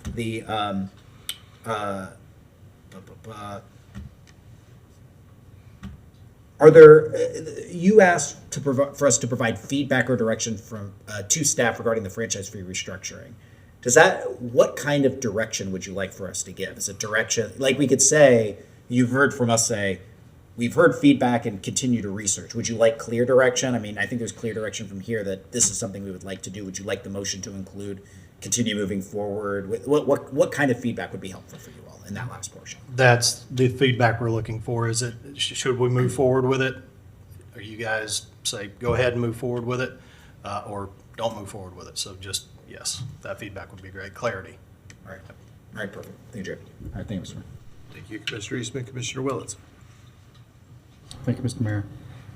So I think part of the unspoken that finally I think Commissioner Eastman is that said that is some of the zero waste there's been these delays of enforcement, or we don't have the full mechanisms to enforce right now, and we're just now getting to that. So even in this, some of this feels like taking stuff away, but if the things that remain are finally enforced, it's this step up of, of getting towards zero waste, because we're properly enforcing a chunk of it, but then taking some of it away. That's what I'm gathering from this. That's perhaps not really spelled out.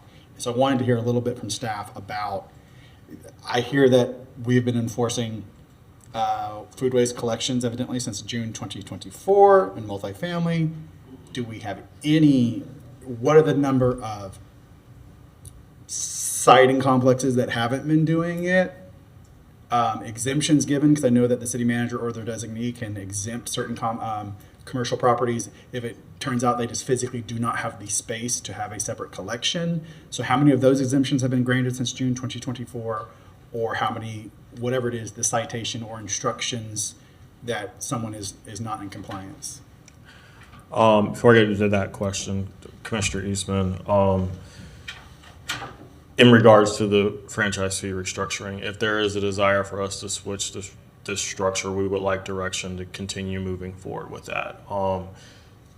We could maybe do that with the fiscal year 27, but we do kind of want to see where we're at with the ITN negotiations and what the food waste costs are, because all that's going to go into the formula or what our rates should be. As far as enforcement of the food waste requirements, we have not been enforcing it. So when the effective dates of those ordinances went in place, there were no companies in town providing that service. So that's what we discussed with y'all back in December. A little before that, or shortly thereafter, there was somebody in town that started providing that service. The larger haulers are exploring and starting to enter that market as well. So now that there is an option to do that, we can begin enforcement. We also wanted to make sure we did the education. So back in July, we sent out all those letters. So everybody's aware at this point in time that the ordinance are on the books. So if there is a desire to start enforcing, we just would like that kind of direction from the commission with a date of start to enforcement, and we'll be glad to do so. Okay. Thank you, Mr. Singleton.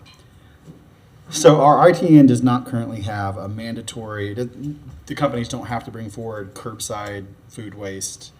And so unless some of them bring it back and then we make a decision into the future, but does our current zero waste ordinance mandate that we will have curbside at any point? No, our current ordinance does not speak to single-family residential about food waste. Okay.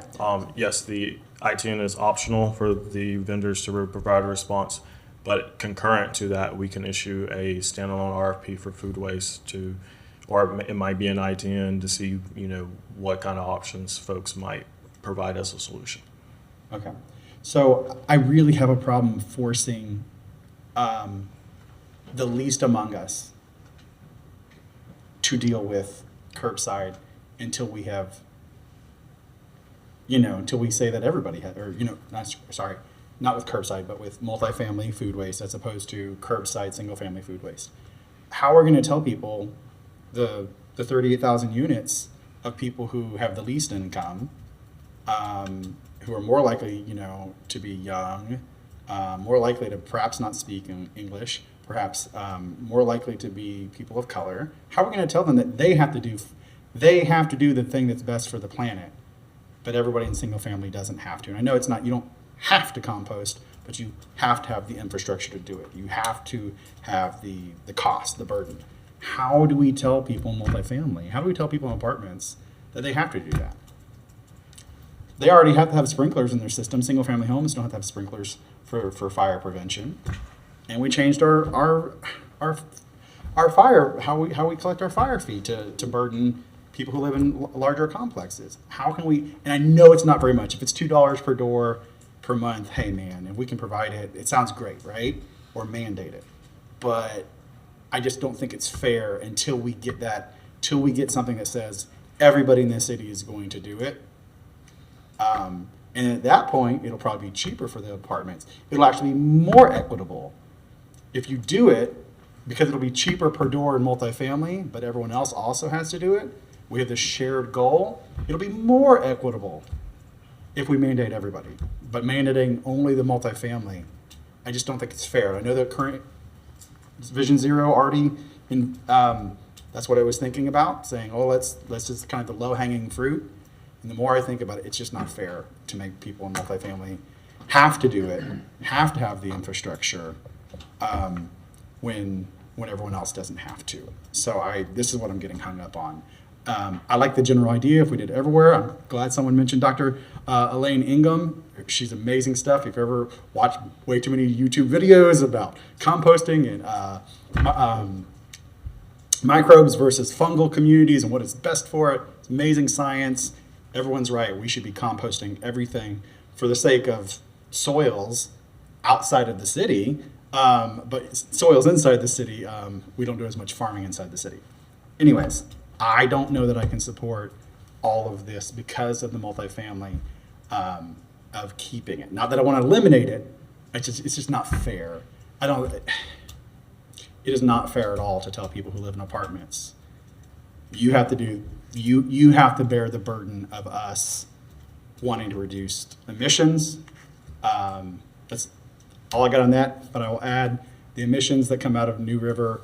I also agree that it's a little sketchy to use that just because they're collecting the methane. It's great. It's probably the best place to put food scraps if you're putting it in a landfill.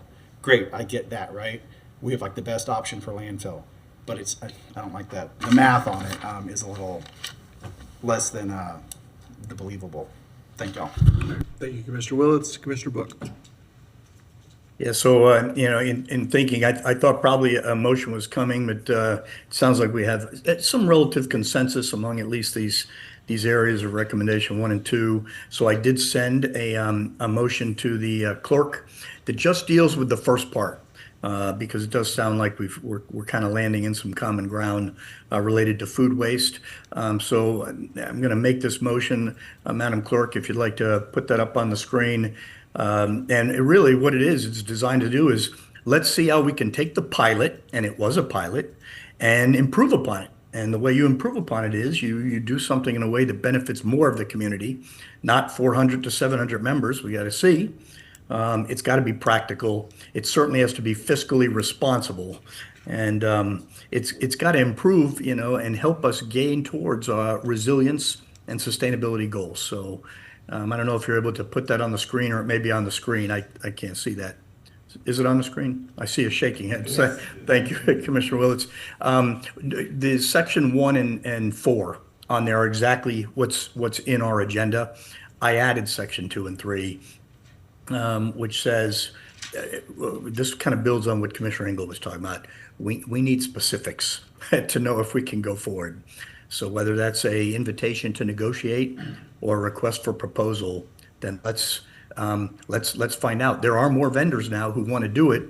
They can tell us how they can do it, and whether it's the one who's currently doing it and doing a good job, or is some of the ones that are currently in our community that didn't have the opportunity to participate in the pilot, we can do that. And section 3 of that motion is just some of the components that they may want to consider, staff may want to consider, but those are really just things that they can bring back to us. So that is the motion really related to the first of 3 sections that staff provided for us. All right, there's this motion. Is there a second? Second. All right, Commissioner Chestnut seconds. Anything else, Commissioner Book? No, sir, thank you. It's Okay, a all right. little difficult on the remote side I got you. to sometimes feel the engagement, but thank you very much. Thank you. Commissioner Engel. I had a similar, slightly different motion, but happy to vote on this. And I would like to pull the first item out of that, and vote on that separately than the rest of it. So you're asking Commissioner Engel to Pull the to take- sunsetting out, and then we can vote on the rest of it as it is. Okay, so we can split this motion, vote item 1 first, and then the rest of it as a group. That's possible, and then we can talk about the other stuff that's unaddressed. Yeah, I've got a motion after this. Okay, all right. So I see no other lights on this. Yes, go ahead. I think it's easier, since we don't do alternative motions into our, in our structure, can you just say, like, I think it's useful for us to say what the motion will be afterward, because I guess we're starting to vote. Oh, I just wanted to vote on like all this kind of stuff afterwards. Take out, was it just similar to So what there are a the number of actual items city, unaddressed in this motion. We need to address those other items. Correct. I would really like to just clean up this motion, and then we'll move on to whatever's next. So you're not saying that you wanted to change the sunsetting at December 31st, 2025, when you say the first part? Yes. We're going to vote on that. We're gonna vote on part We're gonna one, vote on and that, then vote on the and rest then of it. 2 through 4 separately. Okay.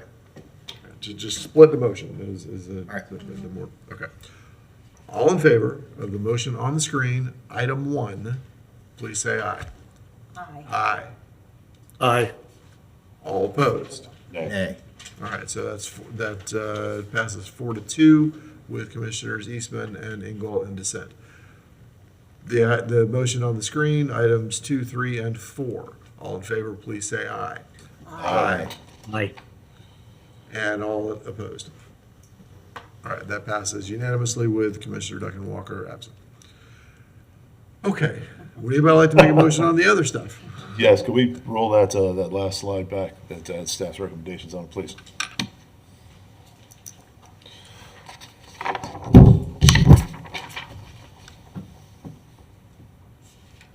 It's also in your, on your agenda. It was broken down on. Page 36. There we go, there you go. So we've actually just addressed the sunsetting, the food waste and the options related to C&D haulers.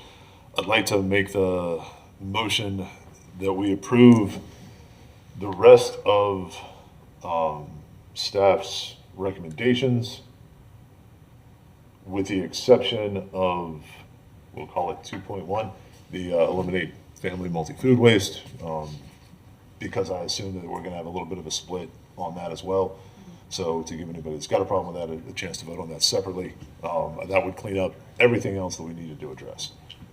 Okay, so is there a second? Yeah, second. I have a motion and a second. Can Go we, ahead, can we Commissioner. can't change the very last one, I guess, would be really to direct staff to continue exploring the franchise fee restructuring, so to give them affirmative Absolutely. motion in that direction. Happy to do that as well as the brokering license. Okay, all right, so the motion and second. Did you catch that, Madam Clerk? Commissioner Engel added at the end. Oh, the brokering license. The brokering license, okay, thank you, yes. All right, everybody clear on that? Okay, all in favor, please say aye. Aye. Aye. Any opposed? All right, that passes unanimously with Commissioner Duncan Walker absent. Got one more for you. Okay. I would like to make a motion to accept staff recommendation, to reject staff's recommendation to eliminate the multifamily food waste So collection. you don't actually have to do anything and it stays in place. Oh, all right. In that case, I make a motion, I do nothing. Nice. Okay. Could you repeat that motion? I didn't hear all of it. The last one isn't there. It's not an actual motion. It's a joke motion. Yeah. All right, Commissioner Willets. I'm trying to figure, so, let me get my motion here. So it's not, multifamily food waste collection is not being enforced, despite a June 2024, the ordinance envisioning. So it sounds like this summer, people have been notified that we're doing that education. O-Town is doing some individual complexes, starting to roll out. by no means is it 38,000, households, multifamily doors that are out here doing it. So I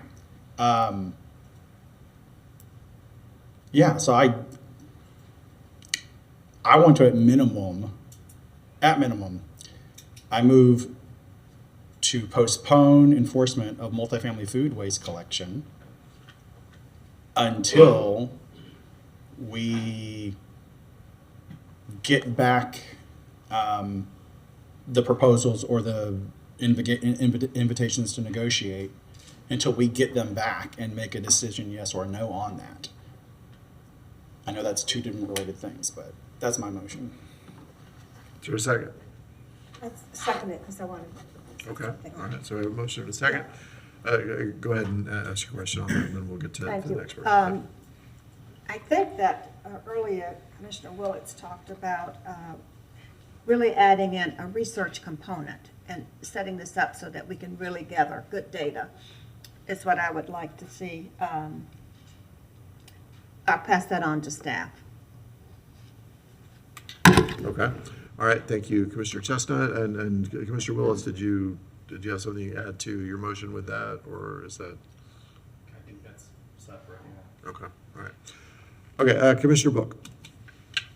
I just want to point, I support that motion, is we don't want to have inequity in the manner in which we're doing, and we do need better figures, as a few of us have talked about, so that we can move forward.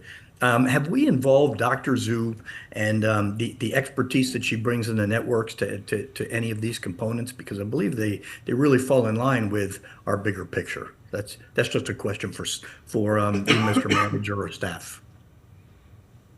She's sitting here. Mr. Manager. Thank you. Yes, and Dr. Zhu is here in case there are any specific questions, but obviously the resiliency plan that the commission adopted includes a significant portion of the zero waste initiative in that. And I don't know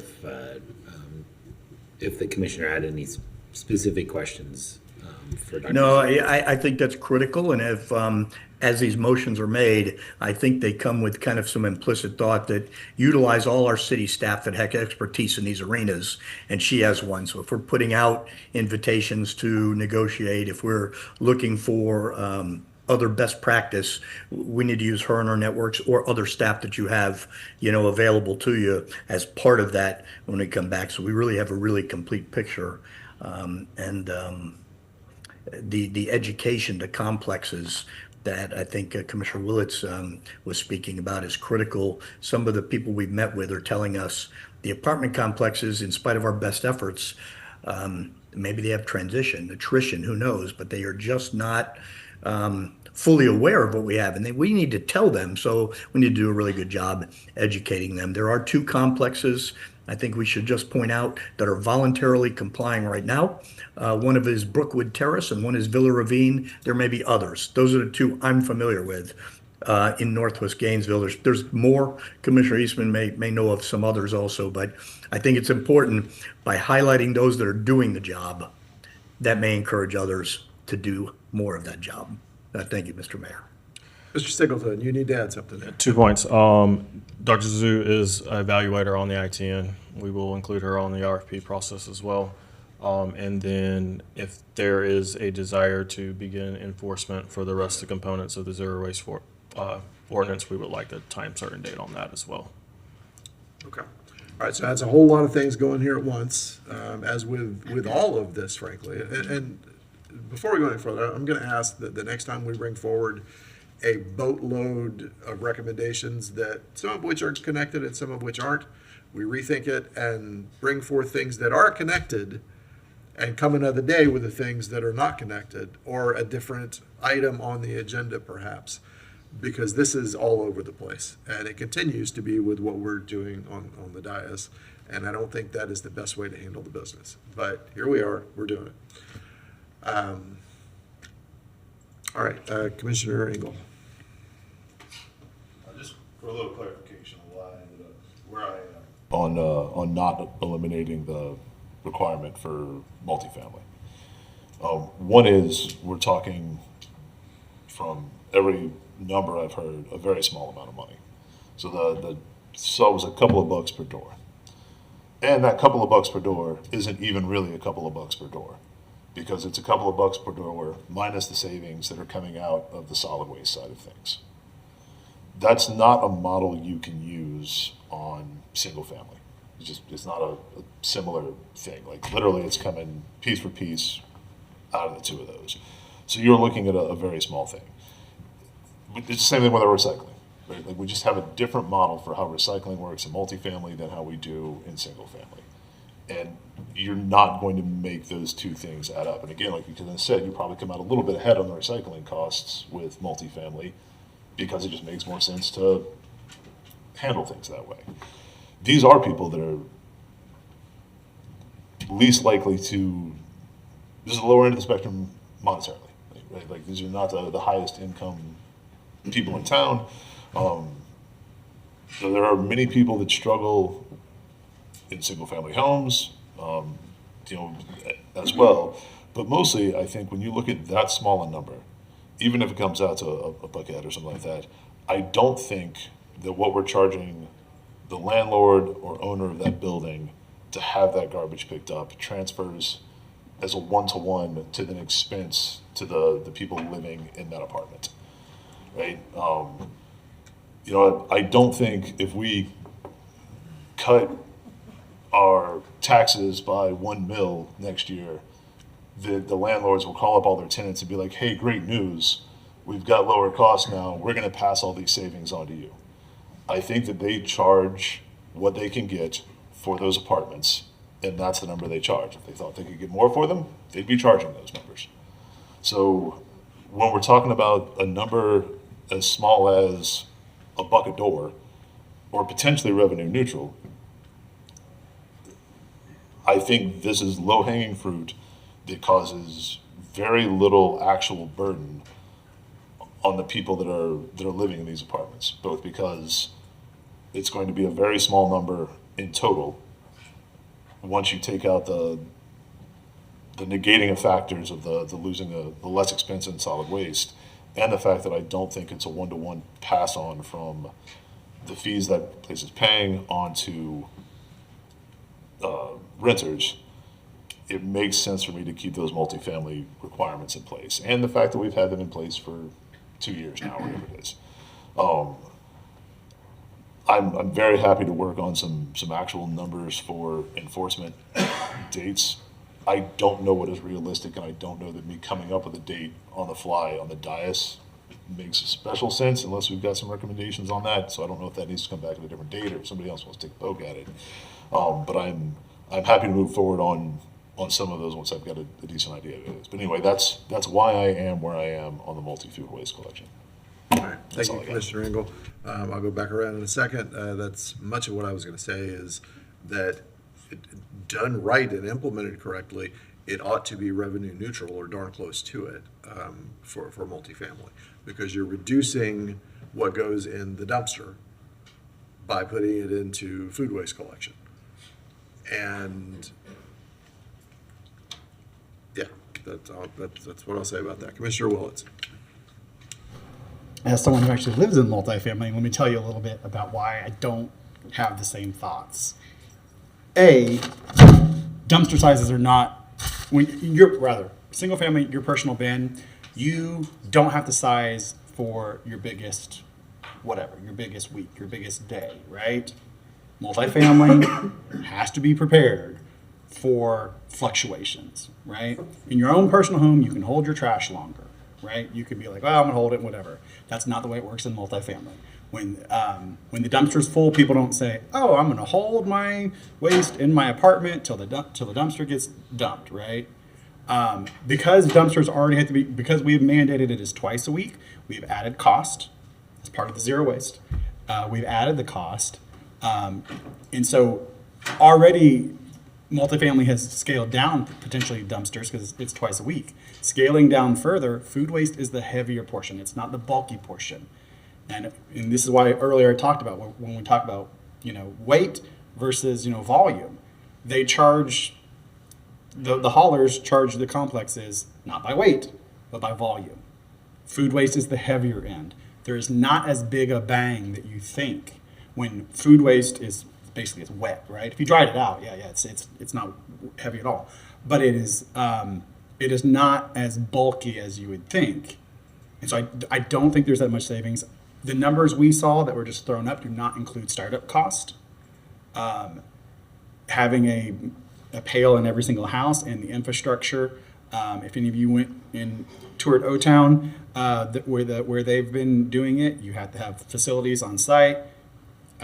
It's not just, anyways, there's more cost involved. So I don't think it's as negligible as we think. That's what I'll say. Again, it is probably more dollar efficient. I think we can all agree it is dollar more efficient, but all that proves is that multifamily in general is more cost efficient than a development pattern of single family homes. You've heard me argue that, right? This is the perfect example of it. Yeah, it is cheaper, but that's why I don't think it's equitable to demand that merely because it's sort of cheap and low hanging, that those people pick up the cost for that low hanging as opposed to something else.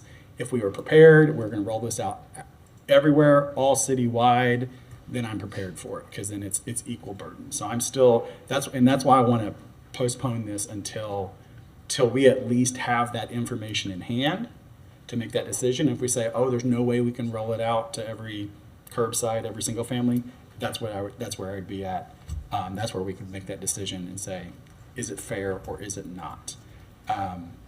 The same way that recycling, just because, did we have mandatory recycling until the zero waste at multifamily?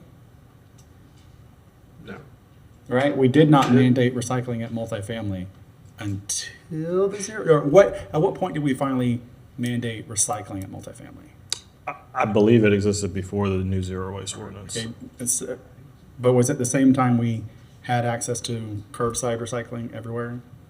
Curbside recycling, I can't speak to when there was mandatory recycling for commercially collected properties versus when the residential program, but it's been quite some time. It's been a while. I know that in some places they do curbside first before they mandate multifamily on recycling. Some places, historically, over the decades. I was trying to remember here, and I don't go back that far. So thank you, Mr. Singleton. Anyways, that's where I exist on with this motion is to basically to delay that. We have been delayed this whole time, and I would like to see what it's going to cost everybody, and then we can have that conversation. But I just don't want to be on the backs of people who live in multifamily for us to achieve our goals that are, at this point, appear to be too expensive to achieve in single family. Thank you, Mr. Mayor. Thank you, Commissioner Willetts. Commissioner Eastman. Yeah, actually, I'll pull my statements from for now, though I do want to ask, I mean, I want to make sure that whatever when you see the cities that have been successful in rolling out composting, particularly at, at kitchens, at grocery stores and multifamily, there's a robust education component. There's a lot of collaboration within that.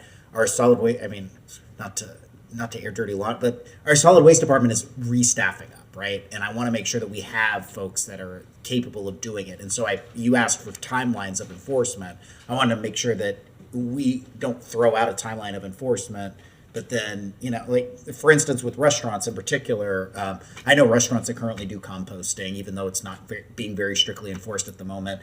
And they say it's simple enough. You just got to train your kitchen staff to make sure that things go in the right bucket, that it goes out at a specific time, just like anything else in a kitchen. Things have to follow very specific things for health code violations, stuff like that. But when new restaurants are picking it up, they're going to have to learn that new thing. It's going to have to be implemented. I'd want to make sure that our staff is ready to what that takes to do enforcement as well as hand holding. Not entirely, it's up to the restaurants at the end of the day and the food producers to do that. But we are dealing with some of our local restaurants and our food producers, which we care a lot about. I mean, I'd say Satchels, all these places make Gainesville what they are, but also trying to be environmentally friendly. And so I want to make sure that our timelines are correct. But this motion is directly on timelines, so I can turn it into that. But since I threw it out there, Brian, what do you think about timelines on this? So our solid waste manager, our new solid waste manager, I think you all met him during our meetings. He started a couple weeks ago.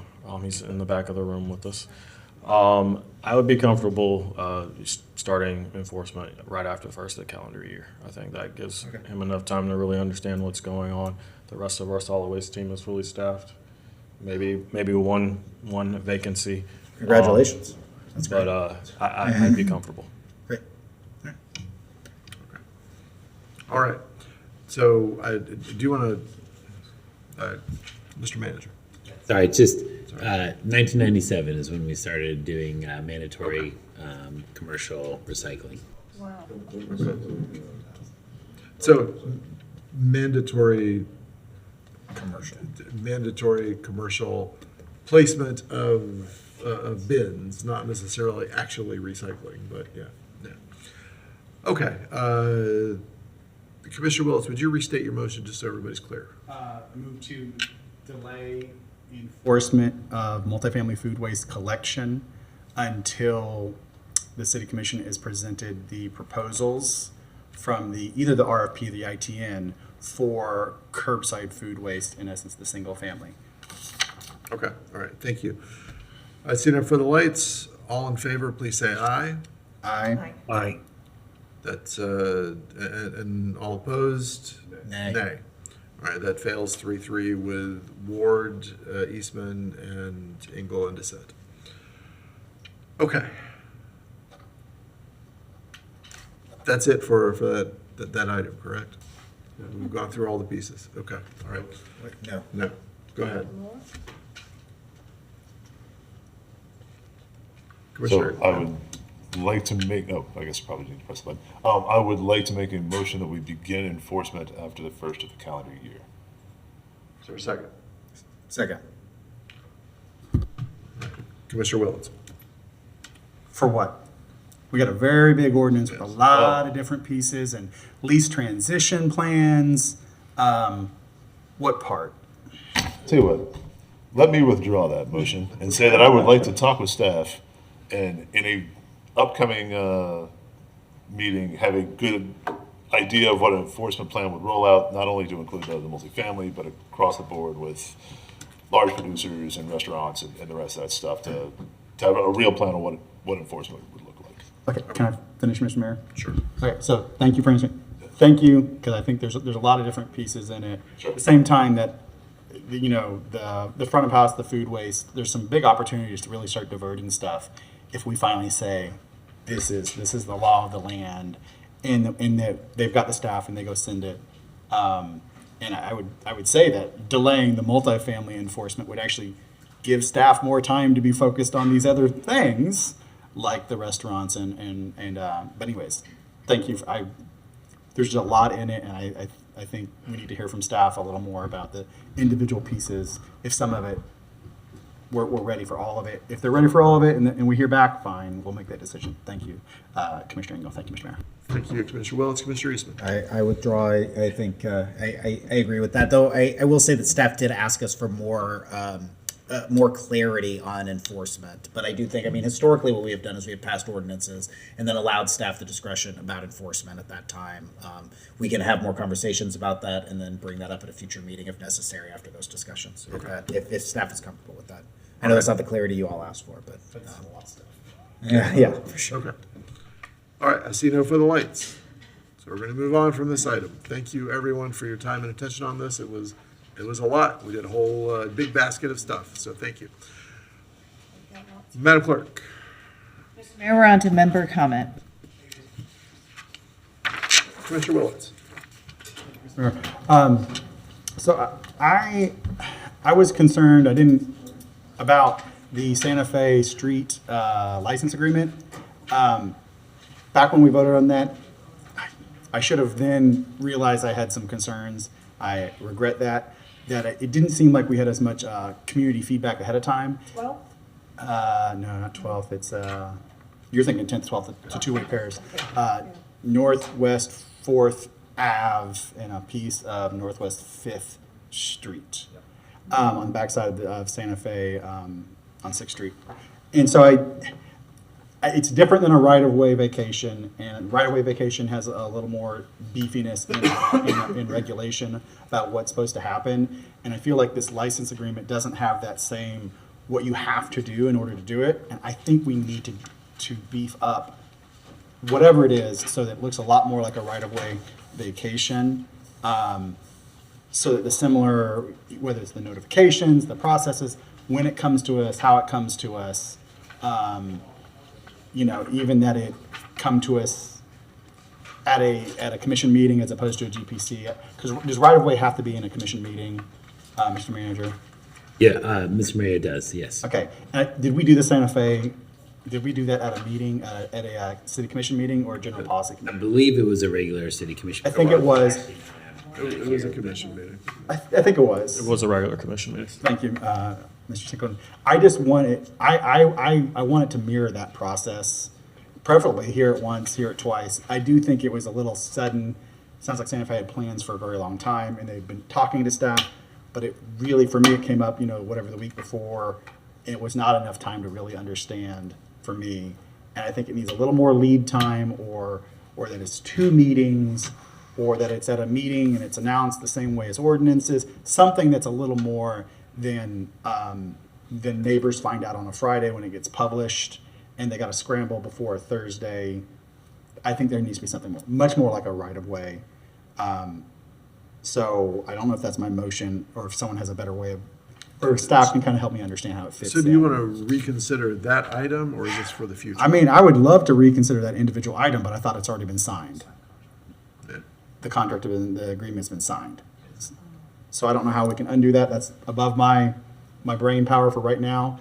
But going forward, I do want, and I welcome kind of discussion about, since that's kind of a unique thing, we do right-of-way vacation. I think we've all seen 1 or 2 over the years.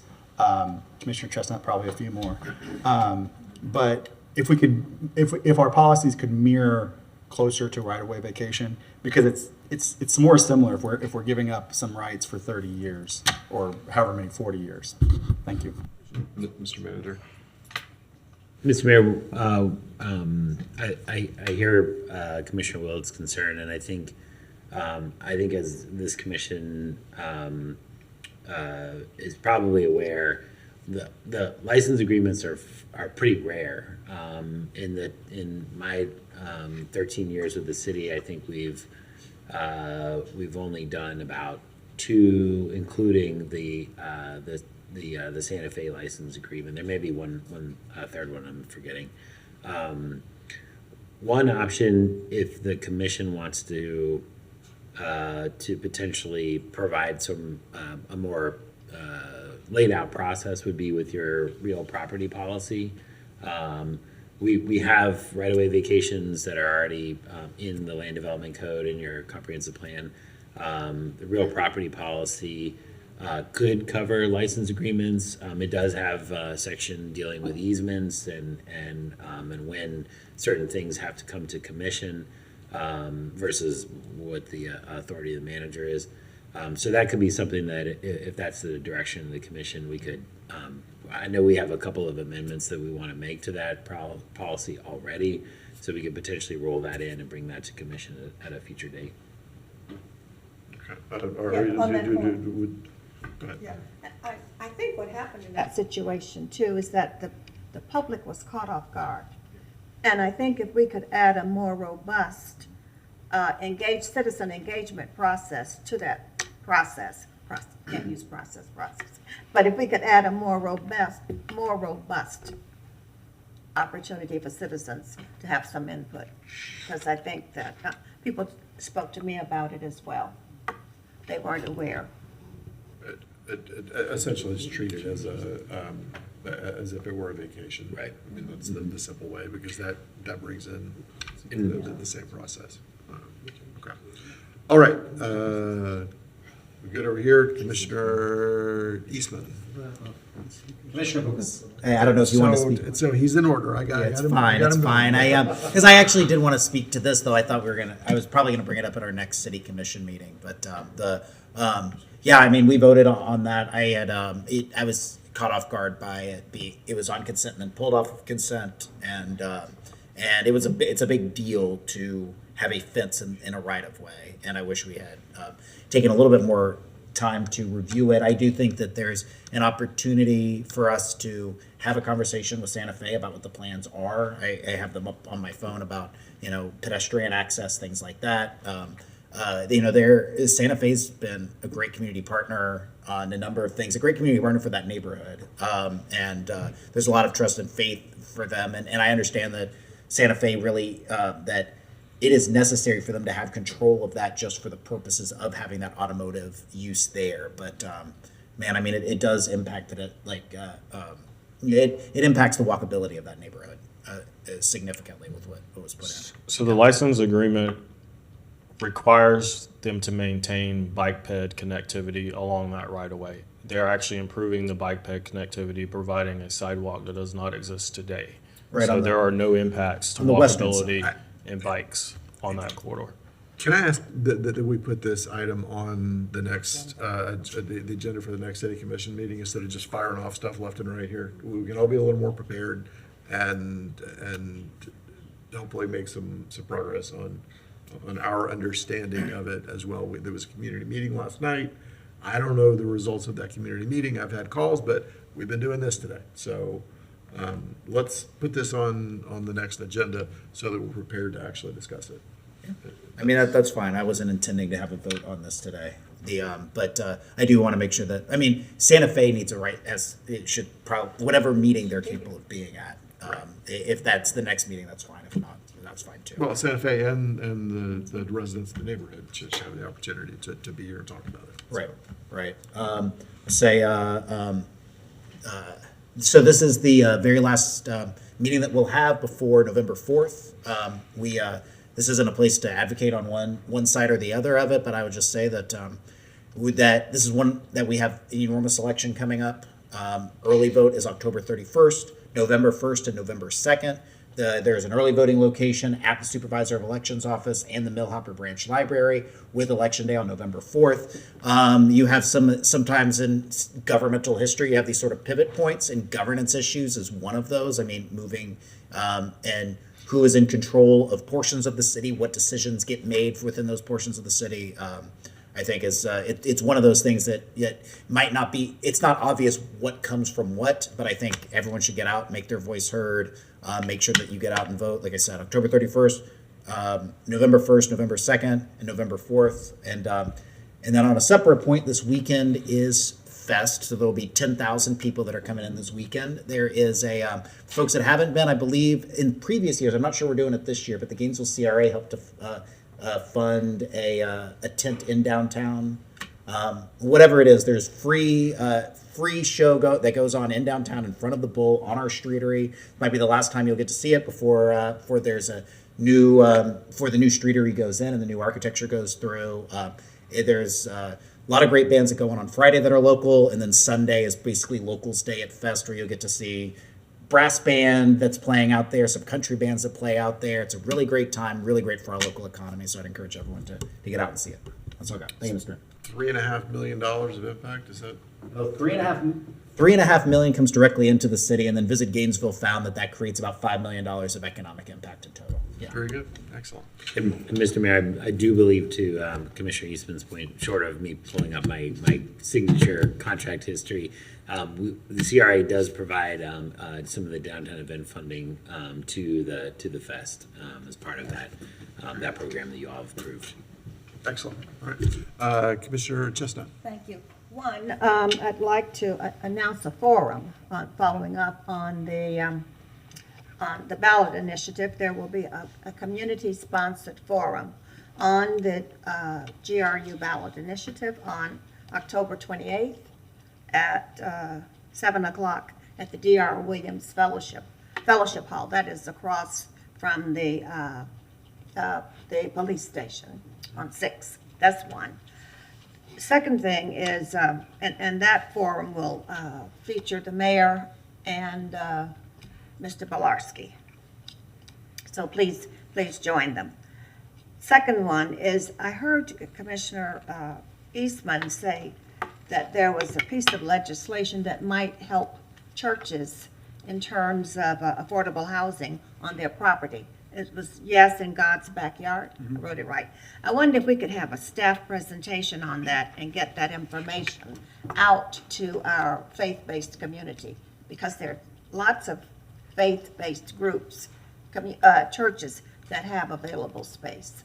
It was a plan of mine to get that on a GPC meeting. I have not had a chance to follow up with the Florida Housing Coalition, who's pushing this really hard right now. They really want churches to know about it, cities to know about it. A lot of this happens automatically if a church comes forward, but I'm not entirely sure what our city can do to help streamline that process. I'm not sure how the law is written. What I do know is that churches can come forward with changes to their density and zoning, regardless of what the underlying zoning is, and we can approve that or not approve it. Yeah, I think at this point, churches are not aware of this at all, and they would like the information. So what I'm asking is that when it's presented, if we could extend an invitation to the faith-based community to be here.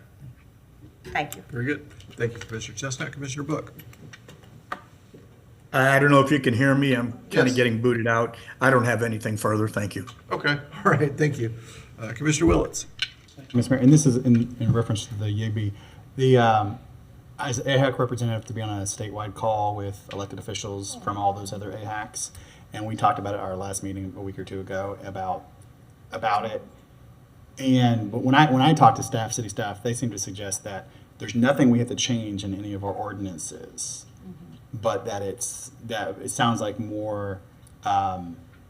it's more about knowledge, that if they want to do this, that there shouldn't be anything stopping them on the city side. I think probably anything they would want to do in general, they probably have a majority of a commission to help them if something. So I don't think that we have to change anything, but more about the knowledge. The other cities were all interested in this, particularly more the cities that were far denser, and they really are searching for that last little bit of land. And some of it is locked up in faith-based organizations and churches. So that Florida Housing is they've been pushing it to all the AHACs in the state to get them to understand what's going on with it. Thank you.